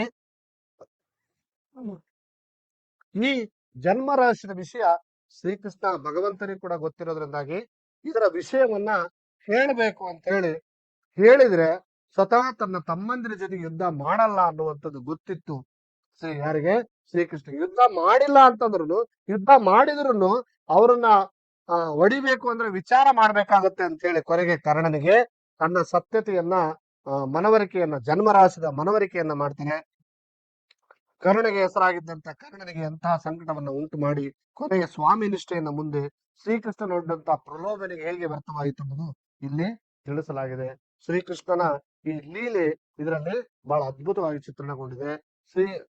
ಕರ್ಣ ಎಂತ ಅದ್ಭುತ ವ್ಯಕ್ತಿ ಆಗಿದ್ದ ಅಂತಂದ್ರೆ ದಾನ ಶೂರ ಕರ್ಣ ಅಂತ ಅನ್ಕೊಳ್ಳೋದಕ್ಕೆ ನೋಡಿ ವಿಚಿತ್ರ ಏನ್ ಗೊತ್ತಾ, ಕರ್ಣನಿಗೆ ಗೊತ್ತಿತ್ತು ನಾನು ಸಾಯ್ತೀನಿ, ನಾನು ಈ ಯುದ್ಧ ಭೂಮಿಯಲ್ಲಿ ಗೆಲ್ಲಲ್ಲ ಅನ್ನೋದು ಗೊತ್ತಿತ್ತು. ಇದರ ಕಪಟ ನಾಟಕ ಮಾಡ್ತಾನೆ ಶ್ರೀಕೃಷ್ಣ ಅನ್ನೋದು ಗೊತ್ತಿತ್ತು. ಯಾಕಂದ್ರೆ ಆತಗೆ ತನ್ನ ಜನ್ಮರಾಶಿ ತಿಳ್ಕೊಳ್ತಾನೆ. ಕೊನೆಗೆ ಇನ್ನೊಂದು ಆತಗೆ ಅಡ್ಡಿ ಇತ್ತು. ಶ್ರೀಕೃಷ್ಣಗೆ ಏನ್ ಅಡ್ಡಿ ಇತ್ತು ಅಂದ್ರೆ ಆತ ಹುಟ್ಟಿದಾಗ ಕರ್ಣಕುಂಡಲಕಗಳು ಅಂದ್ರೆ ಈ ಕಿವಿಗೆ ಮತ್ತು ದೇಹ ಎಲ್ಲ ಆತಂದ ಏನಾಗಿತ್ತಂದ್ರೆ ಒಂದು ಹುಟ್ಟತಾನೆ ಕವಚ ಸೇರ್ಕೊಂಡು ಹುಟ್ಬಿಟ್ಟಿತ್ತು. ವಜ್ರದ ಕವಚ ಅಂತ ಕರಿತೀವಿ ನಾವು, ವಜ್ರದ ಕವಚ. ಆ ವಜ್ರದ ಕವಚದೊಂದಿಗೆ ಕರ್ಣ ಹುಟ್ಟಿರ್ತಾನ. ಆ ಕವಚ ಇದ್ರ ಕರ್ಣನನ್ನ ಸಾಯಿಸಕ್ ಆಗಲ್ಲ ಅಂತ ಗೊತ್ತಿತ್ತು ಶ್ರೀಕೃಷ್ಣಗೆ. ಅದಕ್ಕೆ ಒಬ್ಬ ಬ್ರಾಹ್ಮಣ ವೇಷಧಾರಿಯಾಗಿ ಬಂದು ಅರ್ಘ್ಯ ಬಿಡುವಂತ ಸಂದರ್ಭದಲ್ಲಿ ಶ್ರೀಕೃಷ್ಣ ಆತನ ಕವಚ ಕುಂಡಲಗಳನ್ನ ಕೇಳ್ತಾನೆ. ಯಾಕಂದ್ರೆ ಗೊತ್ತಿತ್ತು. ಇನ್ನೊಂದು ತಿಳ್ಕೊಳ್ಳಿ, ನಾನ್ ಸಾಯ್ತೀನಿ ಅಂತ ಗೊತ್ತಿದ್ದಂತ ಕಾರಣ ತನ್ನ ದೇಹಕ್ಕೆ ಅಂಟ್ಕೊಂಡಿರುತ್ತಲ್ಲ ಅದನ್ನ ಕಿತ್ತಾನೆ. ಕಿತ್ತಿ ಕವಚ ಕುಂಡಲಗಳನ್ನ ಕೊಡ್ತಾನೆ. ಕೊಡುವಾಗ ಅಂತಾನೆ, ನೀನ್ ಯಾರು ಅಂತ ನನಗೆ ಗೊತ್ತು, ನೀನ್ ಯಾಕೆ ನನ್ನ ಕವಚ ಕುಂಡಲಗಳನ್ನ ಕೇಳ್ತಾ ಇದೀಯ ಅಂತನೂ ನನಗ್ ಗೊತ್ತು ಅಂತ ಹೇಳಿ ಆ ಕವಚ ಕುಂಡಲಗಳನ್ನ ಕೊಡ್ತಾನೆ. ಶ್ರೀಕೃಷ್ಣ ಪ್ರತ್ಯಕ್ಷ ಆಗ್ತಾನೆ. ಶ್ರೀಕೃಷ್ಣ ಪ್ರತ್ಯಕ್ಷ ಆದಾಗ, ಅಲ್ಲ ನಿನಗೆ ಸಾಯ್ತೀನಿ ಅಂತ ಗೊತ್ತಿದ್ದು ನಿನ್ನ ಕವಚ ಕುಂಡಲಗಳನ್ನ ಕೊಟ್ಟಿಯಲ್ಲ, ನಿನಗೇನು ಅನಿಸ್ಲಿಲ್ವಾ ಅಂತ ಕೇಳಿದಾಗ ಎಲ್ಲ ಒಂದ್ ಮಾತು ಹೇಳ್ತಾನೆ. ಎಷ್ಟು ಅದ್ಭುತವಾದ ಮಾತು ಹೇಳ್ತಾನಂದ್ರೆ, ಇಡೀ ಜಗತ್ ರಕ್ಷಕ, ಇಡೀ ಜಗತ್ ಸೃಷ್ಟಿಕರ್ತ, ಮಹಾನ್ ಶಕ್ತಿಶಾಲಿಯಾದಂತ ಆ ಭಗವಂತ ಶ್ರೀಕೃಷ್ಣನಾದ ನೀನು ನನ್ನ ಹತ್ರ ಭಿಕ್ಷೆ ಬೇಡ್ತಾ ಇದೀಯಲ್ಲ, ಅದಕ್ಕಿಂತ ದೊಡ್ಡದು ನನಗೆ ಇನ್ನೇನಂತ ಕೇಳ್ತಾನೆ ಕರ್ಣ. ಎಂತ ಅದ್ಭುತವಾದ ಮಾತು ನೋಡಿ. ನಿನ್ನಂತ ಬಂದು ನನ್ನ ಹತ್ರ ನೀನು ಏನ್ ಮಾಡ್ತಾ ಇದೀ? ಭಿಕ್ಷೆ ಬೇಡ್ತಾ ಇದೀ, ನನ್ನ ಕವಚ ಕುಂಡಲಗಳನ್ನ ಕೇಳ್ತಾ ಇದೀಯ ಅಂದ್ರೆ ಇದಕ್ಕಿಂತ ನನಗೆ ದೊಡ್ಡದು ಯಾವುದು ಮಹಾಪ್ರಭು ಅಂತ ಹೇಳಿ ಶ್ರೀಕೃಷ್ಣಗಂತಾನ. ಅಂದ್ರೆ ಎಂತ ಅದ್ಭುತವಾದ ವ್ಯಕ್ತಿತ್ವ ಕರ್ಣಂದಾಗಿತ್ತು ಅಂತ. ತಾನು ಸಾವನ್ನ ಕಣ್ಣೆದುರಿಗೆ ನೋಡ್ತಾ ಇದ್ರು ಕೂಡ ಸಾವನ್ನ ಬಹಳ ಆನಂದದಿಂದ ಎದುರಿಸಿರುವಂತಹ ವ್ಯಕ್ತಿ ಅಂದ್ರೆ ಕರ್ಣ ಅಂತ ನಾವು ಹೇಳ್ಬೋದು. ಓಕೆ, ಈಗ ಪದ್ಯ ಸ್ಟಾರ್ಟ್ ಆಗತ್ತೆ. ಈ ಪದ್ಯವನ್ನ ನಾವು ಮುಂದಿನ ತರಗತಿಯಲ್ಲಿ ನೋಡೋಣ. ಅರ್ಥ ಆಯ್ತಾ? ಅರ್ಥ ಆಗಿಲ್ಲ?